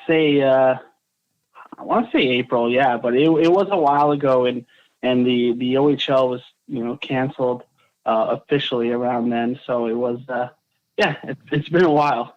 No, yeah, and and it's funny because you mentioned buying a house, and of course I'm with my wife here, and during that time period she was full scale Zillow hunting. So, and I don't know how big is Zillow a thing in Canada there, Tate?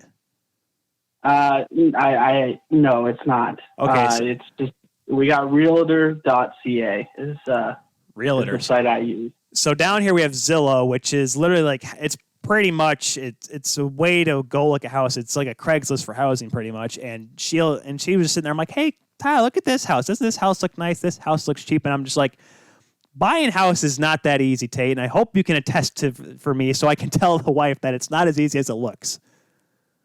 No, it was a process. The housing market down in Kingsville is a tough go. It's not as bad as, say, Toronto or any other big cities, but yeah, it's not fun getting outbid, and you're looking at your own budget like, you know what, maybe I'm gonna move in with my parents and just live there the rest of my life. So it was definitely tough. It's a cheap option if you live with your parents, always is. Well, it's funny because you said Toronto. I'm like, wait, Toronto has houses there that people can afford? It's ludicrous. Yeah, it's crazy up there. I couldn't imagine trying to find a place on the money I make now. That's for sure. You'd almost have to be like in like a Scarborough or a Brampton if you want to live anywhere near there on a decent budget, if that. I mean, because we stayed in like Brampton, like when we go to Toronto, we stayed in Brampton a couple times because I had a couple trouts with the Beast at there. But I'm like, we talked to people around the area. I'm like, oh yeah, it's not too bad. I mean, you can see the CN Tower from the highway when you get away from Powerade Arena or whatever it's called there in Brampton. So it's not like it's miles away, but it's still quite a hike. So like living there would still be driving, well, in Toronto traffic, an hour and a half to get there because the 401's a disaster. Welcome to Canadian Life with Tate Harris and Tyler Kuehl. Yeah, it's tough up there, and that's why I like living here because I'm sure you've been to Detroit a lot of times. Yep. Luckily, on our side, it's so small over here, but we have access to 4 major sports. We have all the big city things, all the concerts. It's literally there's a bus that takes you over the through the tunnel, and you're there. I mean, not now. Yeah, no. Well, and Windsor's got some good stuff too. I mean, of course, they have the Spits, they got the Spitfires there, and there's a lot of stuff to do because I've traveled into Windsor before, and it's not now. Yes, it's not Detroit, but it's still nice, and they got a couple good casinos there. Not that I've been to any of those, but regardless, I mean, I asked Jordan because Jordan lives up, kind of lives up near Ottawa in that area, kind of like you, in a little bit of a smaller town. How have things in your neck of the woods been with this whole coronavirus? Obviously, we'll talk how it's affecting hockey here in a little bit, but how have you been able to adapt in this time as it's starting to, obviously we're seeing that second wave come through. How have you been doing there in Kingsville area? Well, fun thing when Ontario was going through their phases, where I lived, Kingsville, Leamington is the like 2 towns beside each other. We were the last towns in Canada to open up because it's a lot of greenhouses. And we have the migrant workers who come over, and there's a lot of outbreaks there. So we were the last to open up. I think we had restaurants in late July. I think is when we started to go on the patios and everything. Right. So it's been tough, but it's been pretty good now because we've had the mandatory mask rules and all those fun things. To keep us safe. So it's been pretty good as of late. Yeah, that's always a good thing. At least, the light's at the end of the tunnel. It may be miles away, but it's there. So now let's get to the hockey talk here. Obviously, we'll talk about, the return to play in a second. So this will have to do with coronavirus, folks, which, by the way, does exist. For some people that call into my radio station and tell me that it doesn't exist, you're all wrong. But the Ontario Hockey League this year, we're going to start off with the draft here, Tate, because obviously it's been almost a month now, even though it seemed like it was only yesterday at this point. The OHL in this year's NHL Draft. And I remember when I did my preview show, I said to myself, like, man, there's a lot of really good quality prospects this year. I mean, and then they end up getting 5 OHLers get drafted in the top 10 of the draft. You have Quentin Byfield obviously going number 2, Jamie Drysdale, Jack Quinn, Marco Rossi, who just signed his contract, Cole Perfetti, going to the Winnipeg Jets. 7 in the first round in total, a little bit of a die-off there in the second half of the opening round, Tyson Forster and Jacob Perreault. Tate, why is there this? Is it just a perfect year for prospects, or was there a method to the madness of the OHL's dominance, at least at the top of the draft board this year? I think it was just the draft class. You look in other years where there's not a lot of OHL players. I think it was last year it was dominated by the development program over there in Plymouth. So it was just the OHL's draft year. You look back at Connor McDavid's draft, it was a similar thing. You had the Mitch Marners and Dylan Strome. So yeah, a lot of great players.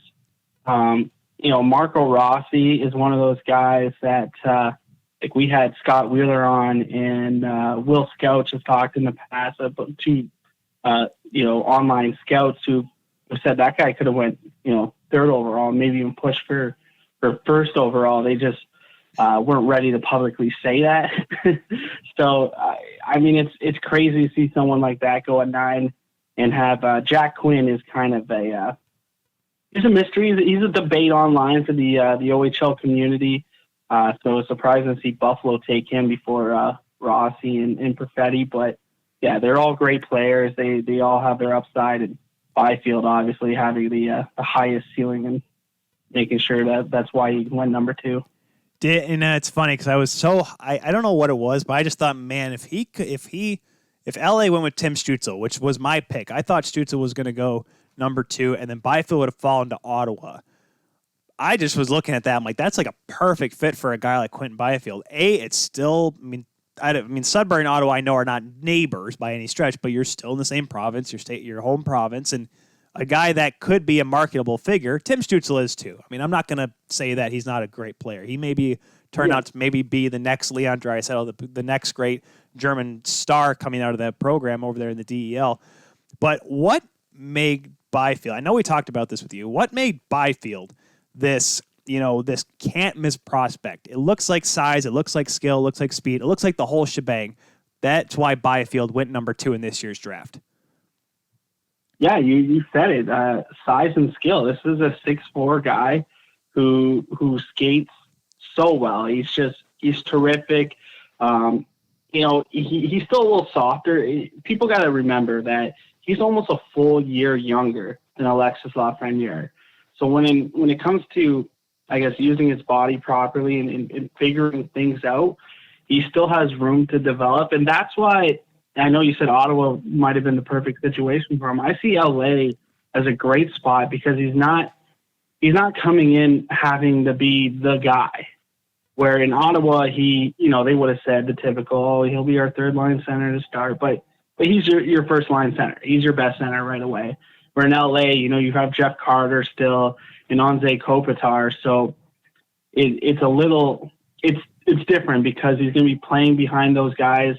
I would think he passes Jeff Carter, and he's learning from a guy like Kopitar. So to me, that really is a perfect situation. And you said a marketable figure. You see the people that have already reached out to Quinn Byfield. You got your Magic Johnson, the LA Rams, the Snoop Dogg. It's just like it works out for the NHL. Quinn Byfield going to LA, and from a marketing standpoint and a development standpoint for Quinn himself to learn there. Yeah, I harp on LA because I just don't know if they're going to be good for a while with all those old contracts, whatever. But at least you can get a good start with a guy like Byfield. And, of course, there's been a lot of talks with the GMs about how the draft lottery may work in the future because how LA was able to jump up there and, of course, how the Rangers won the dang thing. But obviously it's a very 2020 thing to happen. Was there a pick? Because I'll say this. As great as Lucas Raymond may play out for the Red Wings, and even we had Stephen Ellis, who you had on your most recent episode earlier today that got released of the O show. You had him on from the Hockey News. We both said Cole Perfetti is going to Detroit. There's no way they're going to pass on him. He's got that skill. He'll fit in with guys like Larkin and Bertuzzi, and he'll become a formidable force there. Falls back to 10. Are you shocked on that, Tate? Did you have him going higher or lower in the first round? Where did you think Perfetti was going to end up? I thought he was going to end up in Detroit, and it was weird because Yzerman's kind of known to not take what everyone thinks he's going to take. So it was weird that this Perfetti thing leaked. The connection with Detroit and Saginaw, with a lot of people knowing each other in each organization. I was surprised that he wasn't taken, but I also wasn't, just because of Yzerman's history. And falling to number 10 is crazy to me. I thought he would go number 8 to Buffalo. Instead, that was a different OHLer, Jack Quinn. It just seemed like he would fit in Buffalo, and I think he's a better player than Jack Quinn. I think he has a higher ceiling than Jack Quinn. So I was surprised at seeing that, but I get the reasoning, and Buffalo thinks they have a number 1 center. Right. and Jack Eichel. So I could see why they didn't take him. They have Dylan Cousins in their program as well. So I can see why they didn't take a center in Cole Perfetti, but I just thought that's where he was going to go, and I thought he could be a great fit. And the thing with guys like this, too, and I remember I mentioned with Jordan because we talked about Dylan Cousins, is that's a guy that you can bring in as a center, but you can put him on the wing if you need to. And I said it because it's true. That's the Team Canada mentality. Bring all the centers in and put a couple guys in wings, and that's your team. Because then if a guy gets kicked out, you can put him at center and whatnot. But obviously, you had Kevin Adams, who's trying to make some hay there in Buffalo. Great pickup there for Kevin Cheveldayoff getting Perfetti. Now, Anaheim picks Jamie Drysdale, and I watched this guy. I watched his highlights. I watched his breakdown, his scouting breakdown, and I look at him like he's good. And he's very offensively gifted, very good skater, but his two-way ability, his defensive ability, even though he's a defenseman, that was my biggest question mark. But do you think that's a good pickup there by the Ducks? Yeah, I think it is a great pickup by the Ducks. They've always seemed to find great defensemen, and Cam Fowler. You take a look a while back, everyone's like they have too many defensemen, and now you're like, they traded them all away. So I think Jamie Drysdale, his first season in the OHL was very offensive and almost all he thought about. Second year, he grew as a two-way player, and obviously, this is still a 17, 18-year-old kid. He's going to have some issues. He's going to have his lapses. But for the most part, you've seen a lot of improvement. And, I think Craig Button has said it. A lot of people in the scouting community have said he's got the potential to be a number one defenseman in the league. It's kind of up to him, but the skill sets are there. So I like that pick for the Ducks. And, the defenseman in Anaheim, I don't know why. I just think of Anaheim and defenseman. Maybe it's because of the Scott Niedermayer, Chris Pronger, combination. But for some reason, I think that was a really, really good pick, especially getting him at number 6, because a lot of people think he was better than Sanderson.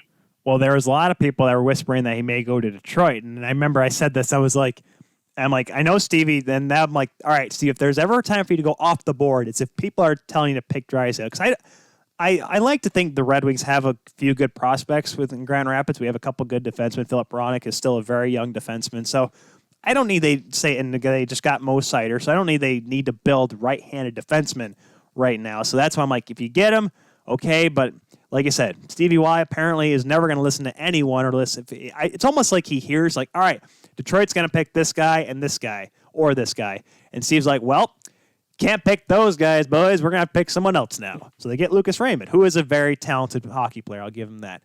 Is there a guy, like I said, 7 guys total in the first round, still a very respectable number by any stretch, by any league, to show that their development is working, obviously. Is there a guy that you thought, Tate, would have been in the first round, but ended up falling back into the second and third rounds? Not really. If you take a look at, I was worried Jacob Perreault, he went to the Ducks as well, was about to fall in the second round, and I really saw him as a first-round talent. Ryan O'Rourke is kind of surprising. He went 39th in the second round there to Minnesota. But you get it. You understand. So he's a big defenseman. He plays a defensive game, but he moves. He's one of those modern-day defensive defensemen that still moves the puck well, still has some offensive ability.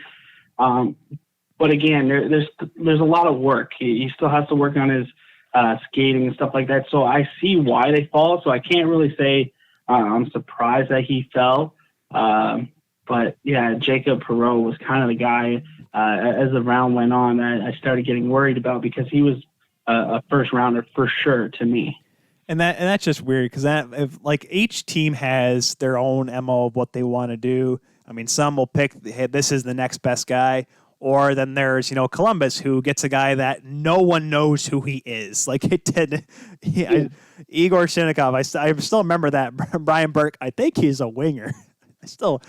That right there was the best part of the draft. Obviously, the slight dramatic of who would go in the top 10 and whatever, but that right there, because that's the thing too, is as the draft goes on, it does. I mean, it's cool to see who they pick or whatever, but if you're just kind of casual and you don't have a dog in the fight, it's like, all right, let's get through this, because, well, the Red Wings themselves made it longer in the third and fourth rounds, but it's like you got to make it interesting. So having a weird pick like that is certainly interesting indeed. Tate, is there I didn't put this on the list of questions, but this one just kind of popped into my head. Is there a way too early pick for the top guy to come out of the OHL in next year's draft? Who I think will be the top guy coming out of the OHL? Yeah, just the out of the blue, like best name that's not named Shane Wright because he still has to wait 2 more years. Yeah, so it would be Brandt Clark. He's you want to talk about offensive defenseman. This is a guy that's the only thing that's on his mind. Carlson, I would say, he's got the skill. He was playing under Warren Reichel. We talked about old Ducks jerseys earlier. There's a guy that played in one. Warren Reichel was not a good coach in Barrie, and he suppressed his kids' offensive skills. And Warren Reichel was fired, and Brandt Clark all of a sudden got power play time, and you've seen this guy's abilities shine. And I've seen some people say he has potential to be first overall. Not sure if that's going to happen. I honestly really don't know the other prospects yet. It's not something I've looked into other than the OHL guys. But yeah, I would say he's for sure. I'm going to say that for sure going to be the highest drafted OHL player next year. The only other competition is a guy like Mason McTavish, who's just this big power forward goal scorer, which similar to Will Cooley, who we saw went to in the second round. So right. It'll be a mystery the second guy will be a mystery, but Brandt Clark, I'm saying, is a for sure to go as the highest OHL player. Jeez, I'm looking at stats right now. Thank you to Elite Prospects. I don't know why people don't reference them more often. Everyone's like, oh, hockey DB. Come on, Elite Prospects, because where else would you find out that a guy by the name of Brandt Clark put up a grand total of 113 points as a defenseman? It's ridiculous. I mean, yes, it is U16 GTHL, and it seems like Don Mills Flyers just put out like prospects up the wazoo, hence Shane Wright, but I'm just like, that's a lot of points, Tate. I mean, geesh. That's a lot of points for a defenseman. Like I said, this guy wasn't so before Warren Reichel was hired in the preseason, he was leading the preseason scoring as a defenseman. Then Warren Reichel came in. He's not playing on the power play. And I would say the first 20 games, and then he was almost a point per game after that as a rookie defenseman. So I don't know how many points he's going to put up this year as a defenseman. My co-host Cody said it's ridiculous to think that if he comes back, because he'll probably play another year in the OHL. If he comes back, could he put up 100 points? Be the first defenseman in the OHL to put up 100 points since Ryan Ellis. And I think he has the skill to do it. I don't know if that's the hottest take, but yeah, this kid is very skilled. I honestly wonder because it's tough because when I was doing my writing for the CHL a couple years back, I see these guys that are putting up points in spades from the blue line. I'm just like, man, they just don't get enough credit from the back end because, I mean, you see with a lot of teams, they give the puck up. I mean, they may get that secondary assist, but it's rare they get the amount of goal production. And maybe if Brandt gets drafted by a team that doesn't need him yet, because I'd like to think that, a few of the guys that were drafted, maybe we'll see Marco Rossi next year up with the Minnesota Wild and maybe Cole Perfetti, who knows. But I like to think that, they'll take time with development. So maybe Brandt Clark plays a year or two in the OHL after he gets drafted, because especially a defenseman, you don't want to, scare the kid to death and push him into the league right away, because next thing you know, he's not ready, and then all of a sudden everyone's like, well, this guy's not good at all because he comes out of the the OHL at 18, and all of a sudden you realize, man, maybe he wasn't ready yet, because there is quite the jump, despite guys like Connor McDavid making it look flawless, and of course Sidney Crosby coming out of the queue.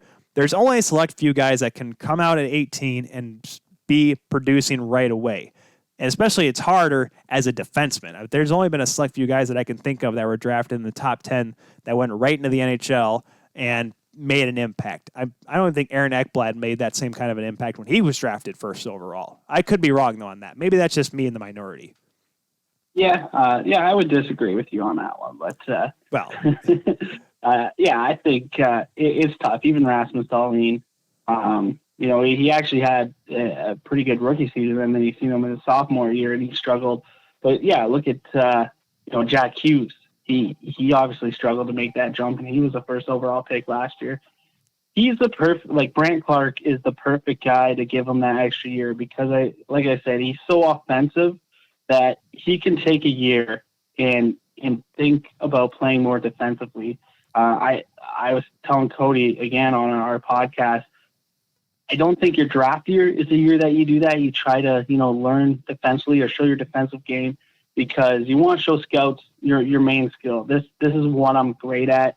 This is why I'm the best defenseman to take because of this skill. And you could, work with me on the defense later. I think you really want to showcase that skill. So, in the draft year, put up as many points as you can. The plus 1 year coming back to the O, maybe work on that defensive game a bit. yeah, because that's the nice part is that you can adjust. You can learn your skills in the OHL and then adjust them to the NHL speed. Where you're trying to learn how to play defense in the NHL, well, it may be too late for that. But, I mean, it's interesting to see how these guys will shape up this coming season, and that is, of course, saying when we have an upcoming season. We've seen it, Tate, with the QMJHL starting up here, and that league is already experiencing the wrath of COVID-19. The WHL is still they've had a plan of when they want to come back. The only league we have not heard yet is from the OHL. And that, because I talked about it a couple weeks ago, has been all sorts of very odd, and everyone's trying to figure out what's going to happen with the American teams. How are they going to play? Are they going to move into Canada? Are they just going to play amongst themselves? And then Rick West had a conversation with Lisa McLeod, the Minister of Sport in Ontario. And it seemed to just set everyone ablaze, Tate, because throughout the conversation, which Rick West said, I remember we reported on the show, they were talking about how there could not be hitting, that there could not be fighting. Like I said, the American teams have to stay in America or move into Canada entirely. What did you get from that interview between Westhead and McLeod? Was there anything positive that came out of that? No, it was honestly a disappointment. I remember messaging my co-host right away and saying, we better figure out what we're going to do for episodes because they're not going to play until they're allowed to at least hit. Fighting, I can move past fighting. I am someone that enjoys fights in hockey, but at the same time, I can move past no fighting, no hitting, especially players that are trying to develop for the NHL.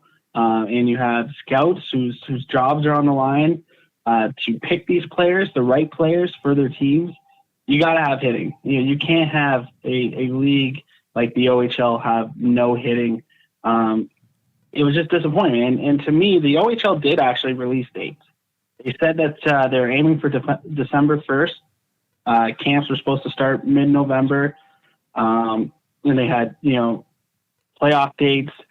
Everything was basically set. To me, it just showed that they didn't even talk to Health Canada or figure out what they needed to do to get ready for the season, which I say dates if this information is coming out and obviously they didn't discuss it because if that was the case, they would not have put out dates. They had a meeting today though.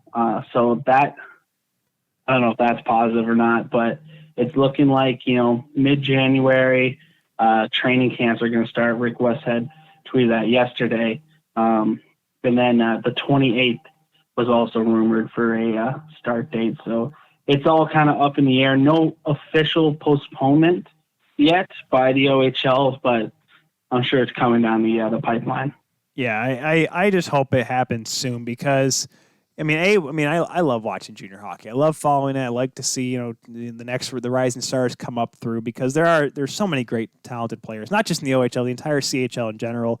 So, and of course, yes, it's great to see the QMJHL starting, but we're seeing how that's going to be affected. And I think that's what's going to happen, not just with the OHL, the WHL, even the NHL, is that with having it be open environment, we see it in the NFL and Major League Baseball. Games are going to be postponed. Games are going to have to be canceled because that's just the environment and the society we live in nowadays. That's the new normal, as everyone is saying. But, I mean, I like your point about, you need to have hitting because I'll be honest with you. If there's no hitting in hockey, I can make a comeback as a player. Because if there's no hitting, I can dangle around everybody. Pavel Barber would be a 100-point guy if there was no hitting in hockey, let me tell you. But you got to be able to play through that. And first time I saw that when I talked about it here on the show, I was just like befuddled because I'm like, how and I guess that's a good question for you here, Tate. Can the Ontario government tell the league not to play? Can they try to I don't want to say shut the league down, but shut down games because they have that power? Can the provincial government do that in Ontario? Yeah, if they're not following the health and safety rules, they can shut it down. There's some leagues going on right now, low tier junior leagues that don't have hitting, and they're following the rules that they're given right now. So if you don't follow those rules, you will get shut down. There's a bit of a underground AAA league going on right now in the GTHL. They keep moving to different regions because different areas have different health rules. So whatever region is the least strict, they'll move there. And parents are paying a ridiculous amount of money to get these kids 2 games a week for 10 weeks. But again, no hitting. So even as a OHL scout, we're not seeing these players in the right way because, like you said, you might see a player just light it up, make it look so easy, have sick hands. But if he has some pressure on him, he can't do those things. Yeah. It's a totally different game, and he can come into the league next year and possibly get hurt. It could be dangerous. So, yeah, you have to have hitting. And when you talk about the Q and what NFL and MLB are doing in these open environments, I can't see it working in junior hockey because they're rescheduling the games. You really only have the weekends. I think these kids in the OHL, I think they're given 3. They have to be available for school for 3 days a week. I think it's something there's some type of rule where they have to be given certain days and days off. Right. Yeah, because that is, I know that's an important thing. Obviously, there's a couple guys, you have your overagers that aren't in high school anymore, so that there's that. But obviously, these 16, 17-year-old kids, they kind of have to be in school. It's a kind of an important deal up there. It's an important deal everywhere to get at least a secondary education. So I get where that comes from there. And I know sometimes there's a Wednesday night game, but it's just against a divisional opponent. It's not like they're traveling from Windsor to go play up in, the 67s. They don't do that. They're playing Windsor's going to travel maybe around to Sarnia on a Wednesday night, maybe. But yeah, it's an interesting deal. So they set the dates. Do you think those are set in stone? Do you think something could come up that'll change that? Or do you think that the OHL is we're going to do this? It's going to happen. Come hell or high water, we're going to have a season, and this is what it's going to be. I think they will have a season, but I don't think they're playing in December at all. Even December 28th, this rumored date, someone pointed out on Twitter, everyone would just be getting back from Christmas. You got to give it at least 2 weeks to see who has, COVID or do some tests then because everyone's going to see their families. We tell people not to see people, but they do. People are gonna. That's just how humans work. They need their social lives, their interactions. Someone's gonna do it, and it can affect the whole team. So I don't think the 28th is a good idea. Mid-January, it looks like the date that they're gonna start. If they do start, then I even suggested maybe doing a bubble tournament, 3-week round robin. If it really gets down to the wire, get these kids some type of games. Maybe there's something you could do, but I don't know. Well, it's funny because when I was talking with Jordan, we were discussing how one of the writers we have at the Hockey Writers wrote in a piece why Buffalo could be if the NHL ever wanted to look at doing hubs for the divisions or whatever, Buffalo would be great because there's many rinks in a very close proximity to the NHL rink and the hotel and whatnot. I don't know if they'd be able. I don't know if they'd want to pull that off And if they'd ever want to do that in Toronto, because it's right there, because they did it. I don't know if the OHL would ever think about doing that, but I mean, obviously there are options for something like that, right? Yeah, there'll be options, I think, for a bubble. Obviously, lots of rinks in Toronto, but yeah, you got the practice rink in Buffalo, the NHL rink. They're all connected with the hotel and everything there. So that would be a great spot. But they have options, and even with, kids aren't in school right now, so you could, rent a university campus or something and put these kids in there. I think they would do well in the bubble. Younger people, they don't have wives and kids, and a lot of them play video games, let's be honest, for most of their time. I think they would be able to mentally to get through the bubble a little easier than some NHL players had it. But yeah, it's a tough situation, and I want to give you an answer. And I swear on my podcast, every week we're just like, we wish we had some answers, but you just don't. Everything's changing constantly, so it makes it so difficult. Heavy prediction here, Tate. I'm putting you on the spot here. What starts first, the NHL or the OHL? Oh, that's a good question. I'm going to say they start at the same time. I'm thinking the NHL is going to start in February as well.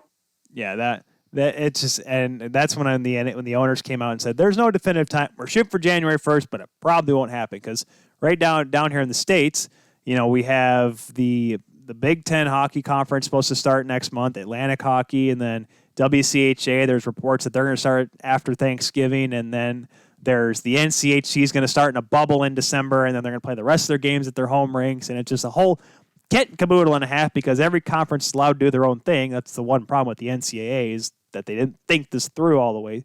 They just said, like, you know what? You all do what you want to do. And I guess that's a good way to turn this back to the OHL here, Tate. Would you have liked to have seen the CHL, the governing body of these three leagues, come out and say, all right, this is when we're going to have you all play? Or is it because that each province has different health regulations that they allowed the three leagues to determine when they wanted to come back on their own terms? Yeah, I think it was best that they each come up with their own terms because you talked about the Quebec League. The Maritime teams are still playing. They have very few cases. I think they have like 5 cases. And it's something you can get around. They have their own little bubble, the islands and all that. So it's a very different situation for them. And then even out west, there's not as many cases as, say, here in Ontario. So it does make sense. But at the same time, and I don't know this, I would think the CHL has some input or, have created some type of team or whatever resources each league needs to help, prepare them for their return to play. Yeah, I would like to see it come around. I mean, then again, I just want hockey back in my life. Like I'm sufficing right now with football and college football because Michigan just came back, Big Ten football came back, so I'm able to slowly okay, I can hold off on Saturdays for now, but eventually I'm going to go nuts. And I'm just going to go crazy here, and I'm just like I won't know what to do with myself. So. Hopefully soon. I mean, the USHL is going to come back apparently at the end of next month, and once again, it's like, well, this is how it's going to be. Everyone's going to have to take a chance to try to play. I mean, whether or not they finish the year, whether or not, there's people talking about here in Michigan of having a second shutdown. I'm like, well, wouldn't that be great? Because I just love sitting in my apartment for 12 hours or 20 hours a day. I don't know about you, Tate, but I don't mind going out and about. I mean, social distancing and mask wearing including, and we need to get back to some normal here. We need some hockey, but we need to do it. Yeah. That is one thing though. I mean, because as much as I want to go to games, because I work here in downtown Grand Rapids now, I walk by Van Andel where the Griffins play every day. I look at it like, man, it'd be great to have games back, but even if the AHL, or even when the AHL comes back, I would not be surprised if I didn't go to a game next season. And I've accepted that fact. That's just, I guess, the long and the short of it. And I guess even for you, down there in Windsor, it may be the same thing with the OHL. Yeah, I mean, if they give me a media pass and I'm one of 10 people in a 6,000, 6,500 seat arena, I'll probably make my way there. Not gonna lie, it's such a tough thing because we talk you start weighing the mental health effects, and it sounds. I know it sounds ridiculous. People are like, it's hockey. Why do you care? And to me, I just want something to look forward to during the week. That sounds sad. Well, but that's what we're doing here. Every Monday night we're doing this so we can keep our sanity, believe it or not. Yeah, exactly. And it does affect you. You just, hockey has been a part of my life, and I know it's been a part of your life. It's just something you've always had. It's your escape away from everything, and you want it to come back, but you do realize you want to keep things safe. But yeah, if they gave me a media pass and I was one of few people in the arena, I would go. Now, I'm not going to a Miami Dolphins game, though. No, gosh. That's been the one thing with the NFL, because we have the Lions here in Detroit, and they don't have anyone in the stands. They have all the dumb cutouts or whatever. But like, I see games in like Florida and I watch college football, and I just see the SEC, and it's just like, we're down here at Tuscaloosa, Alabama, and we got 75% or like it's like 50% capacity. I'm like, what are you doing? Like, I get it, Alabama, like there's only like 3 cities in Alabama that people live in apparently, but still, my goodness, I'm like, you're not helping. But no, you're not. You know what though? People not seeing the Detroit Lions is probably a good thing. They're on a 2-game win streak. Come on, Tate. That's true. You know what? I seen the Hey, Atlanta. I think they have their own problems too. I don't know. I don't know. Do you count that? I don't know. I'm not a huge football fan, but what I can see is I'm not sure if you can count that win. You know what? I will, as someone who cheers for the Lions, because since Tom Brady left New England, I'm like, I will be okay with a win. I told the wife too. I'm like, who's like, do the Lions have a chance? And I'm like, if they are losing in the fourth quarter, they have a chance to win. And by God, they did it. The NFL, it's a wonderful place where the NFC East champion could win 6 games, and the Lions are on a 2-game win streak. They're on a win streak. That is a word I use lightly with them. We've been chatting with Tate Harris, having a blast once again with him. Be sure to follow him at Tate Harris9 on Twitter and Instagram. Be sure to follow the O Show at Podcast OHL on Twitter. You can catch them. They also have the Linktree link in their Twitter account. Go on there, listen wherever you get your favorite podcasts. They always put out great stuff, even if there's no hockey going on. Tate, I know if you're just like me, we're gonna plug through this, and we're gonna keep going until madness ensues. Maybe we'll have you on, and maybe we'll make you watch some college hockey with us, so you can maybe talk about that. Be like, hey, Cole Caulfield got drafted by an OHL team. We can talk about him, right? We'll give you guys. We talked about Cole a couple times, hoping he would come over, but I think he definitely made the right choice. So yeah, I'm gonna probably start watching some college hockey. I've been dabbling on the hockey TV and just I think the Albertan junior hockey league's going on. So yep. I'm finding some stuff. Yeah, there's always some stuff to talk about. Well, a quick question here. You saw the WHL release about how they may not let players that are going to come back just to play if the WHL starts before the NHL. They're not going to let the guys that are going to go to the NHL play. If I'm not mistaken, that's kind of what it said, right? The WHL kind of put along those lines? From my understanding, the statement is allowing players to temporarily play in other junior leagues if they want. So a player could go play in the USHL or the Alberta Junior Hockey League or the BCHL. They can play in one of those different leagues. And some people are mad at that because you're taking, these all-star players. Obviously, yeah. The WHL is a different league than, the BCHL. So taking spots from guys and it's just, it makes it kind of a mess. But yeah, the Chicago Steel put out a statement saying they wouldn't take any. I was going to say that. I was like, because I remember that. I'm just like, and the Chicago Steel is a really good USHL program, but I'm like, well, I mean, like, okay. I mean, was there any interest to send any? Because here's the thing too. Obviously, there are guys that are playing, that are Americans that play in the WHL, but I'm like, because no one's going to come from Canada because they can't right now. But who was it? Was it Steve? Actually, the Chicago Steel, the potential first overall pick in the OHL draft this year, they signed him. Fantilli is his name. Okay. He went over there to play with his brother. So, so they've definitely taken some players. They're kind of like the London Knights of the USHL, I guess. So. I would concur that because I watched them play the Lumberjacks, and I'm like, well, this may be a long night. But then again, the Lumberjacks they do well with the Russian players. It seems like. Oh my god! Well, shoot, we had Sveshnikov for a few games. We had Igor Afanasyev, who's drafted by Nashville, and I mean they got a lot, and they drafted a lot of great players too. They're really good at bringing in the European talent. I'll give you that, Tate. Their staff's done a really good job with that. So it'll be interesting because, like I said, I know Scott Bradford really well, and Rachel Anderson, who we've had before. She's big on the Lumberjacks. So there's still hockey, just not the big time, not the OHL, not the NHL yet, but there will still be hockey to be played. Yeah. It'd be interesting to see if Quentin Byfield went down to the OJHL, but you know what? Hey, wouldn't that be something? Yeah, if I was him, I would just go to Europe or get a paycheck, buddy. Why are you doing this to those kids? Quentin Byfield, 212 points here in his 1 year with the OJHL with his 1 month. 10 games, yeah. I don't even know who the dominant team is. The OJ. I have not followed the OJ in so long. I used to when I was coming up to the ranks to see who was out there, but I'm like, I don't even know who the top team is there in the OJ anymore. Is it still the Junior Canadians, or is there another team in that league that's a superpower? Yeah, there's the Junior Canadians. I think the Oakville Rangers. Oh yeah.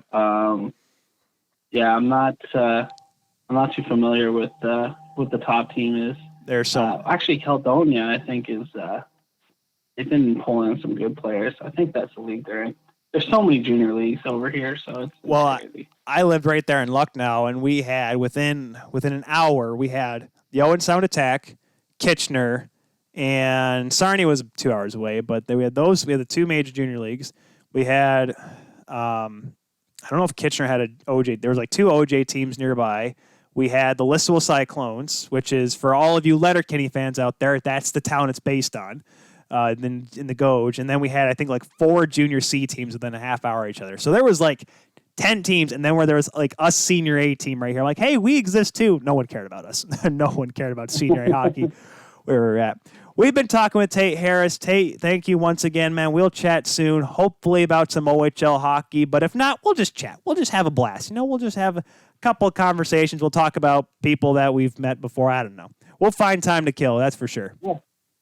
Hey, when the borders open up and there's hockey, maybe I'll make a trip up to Grand Rapids to see the Griffins or the Lumberjacks or something. Watch some good old minor league hockey, man. That is what it's all about.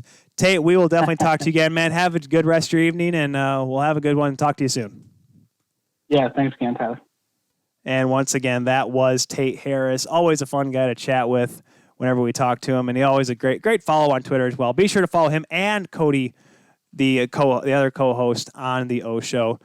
Only a few minutes left here on this Monday edition, Monday, October 26th, and unfortunately, I have to end it with some bad news. If you guys are all on the Twitter right now, this one's it's all right. Here we go. We can get through this, Tyler.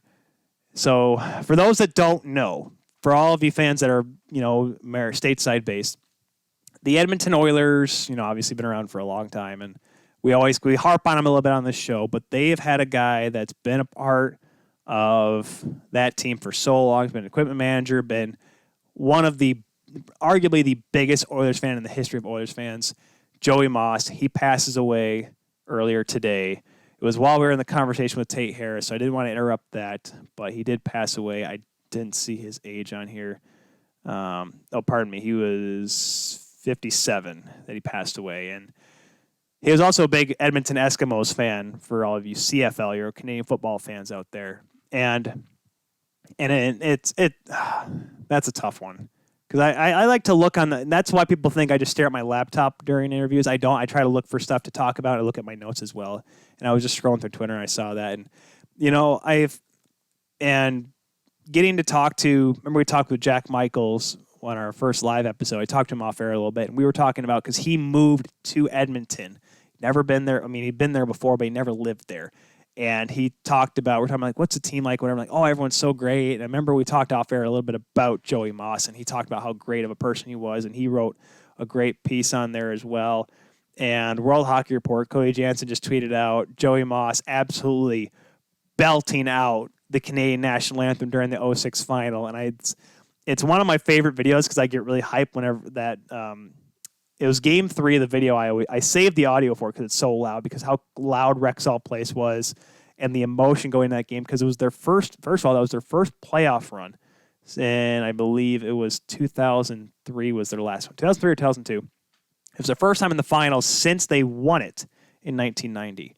And there's Joey Moss right behind the bench, the old Rexall Place. Remember, there was the tunnel right down center ice. He was right there, first seat, right next to the tunnel to talk to the guys, just belting it out. And he was a guy that no matter how bad the team was, no matter how good the team was, he was always in the locker room hanging out with the guys. And, you know, from videos I've seen with him, from interviews, from people talking about him, he is an amazing person. And it's someone that I enjoyed hearing about, because there was not a person that said a bad thing about Joey Moss. He was when Wayne Gretzky, when he got traded, you know, Joey was very emotional about it, but Wayne came back to Edmonton to be with Joey Moss and hang out with him. And because, I mean, just being a classic Wayne Gretzky was, that's a tough one. That's such a great episode today of the Keel Show too. And unfortunately, I mean, I've condolences to his family, and Ken Reed was one of my favorite ones. There's so many great stories. Because there's so many. I'm just looking through, and there's not a single person saying anything bad about it. Like, you know, Joe Bowen saying, you know, what is a fixture in Edmonton? No one wore that crest prouder than Joey Moss. And there was one by Kenny Reed. Yep, right, I found it right here. Ken Reed, big hugs to all who knew Joey Moss. Because obviously, unfortunately, not all of us had a chance to meet him. But he would have been someone. And Jack Michaels tweeted this out about 20 minutes ago saying, he said, quote, "When I came to live in Edmonton, one of the first things I learned was how much of an impact his career had on the history of the Oilers, the Eskimos, and the city itself. He was truly, his was truly a life well lived. I'll miss you, pal," end quote. That's a tough one. He was such a, like, you'd see the videos of him and see like him hanging around the guys. Like, I was like, "Hey, Joey, how's it going?" Like even those bad Oilers teams, Joey Moss was there. Even some of the bad Eskimos teams, Joey Moss was there. So, unfortunately, yes, I know. I am sure everyone did not like the fact that we had to end this one on a whimper, but unfortunately, I mean, like I said, condolences to Joey Moss, age 57, passing away earlier today. That is it, folks, for this episode of the Keel Show. Once again, I'm gonna make sure I reminded myself to make sure I put the links to not just the O Show with Tate Harris, but also Jordan DeShane's link for the hockey writers. I'm not going to give Alex anything because he's usually supposed to be here, so I'm not going to give him a light of day. But once again, thank you all for watching. Coming up next here, Talking Myers at the Rando. He'll be talking some Southern Professional Hockey League free agents and the NFL as well. Maybe a little bit about the World Series. Who knows? He'll be talking about it here in just a couple minutes here on 12 Ounce Sports. Thank you all once again. Be sure to follow us at The Keel Show on Twitter, Facebook, and Instagram. We post stuff everywhere. The episode will be up hopefully tomorrow morning. And, oh, boy, we're lagging. Oh, we're not lagging. I saw my little thing go red. I'm like, that's not good. At least it took it this long to start frizzing out, right? Unless some people are probably watching. You guys are just like, it frizzed out 20 minutes ago. I don't know. I just keep going. I keep talking. Thank you all once again. We'll see you next week, hopefully with Alex. The door is opening. The dog's starting to walk in. It looks like, oh, boy. Oh, it's a puppy. She's coming in. Oh, you know what? We can do this. Wixie can come and say hi. It's the last thing before we go. I didn't start the... She's been scratching the door for the past half hour. Oh, baby girl. Wixie. Oh, here, I'll turn you around. Oh, no, you're caught. She's caught. You got her? Okay. Hi, Wixie, baby. Oh, hi. You miss me? Hi. Oh, it's a good way to end the show. You got Corgi butt. Look at Corgi butt. It's Corgi butt. It's funny to look at on the camera. All right, we'll see you all next time as Wixie climbs over me. Thank you all once again for watching this week's episode of The Keel Show. Hey, look, the wife's here. Oh, she's trying to grab the dog. Kelly Arms coming in hot. Here, it's Kelly. Look, hey, everyone, it's Kelly. Joey Moss died. I know. It was during while I was talking to Tate. It stunk, but that would have been a cool guy to meet. Anyways, that is it for this episode of The Keel Show. I'm ending it now before I go on some random other tangent. Thank you all once again. At The Keel Show on Twitter, Facebook, Instagram. Be sure to follow at Podcast OHL for the O Show. There's a dog on my table. Make sure to follow Jordan DeShane 91 on Twitter. Thank you all once again. We'll see you all next time. Goodbye.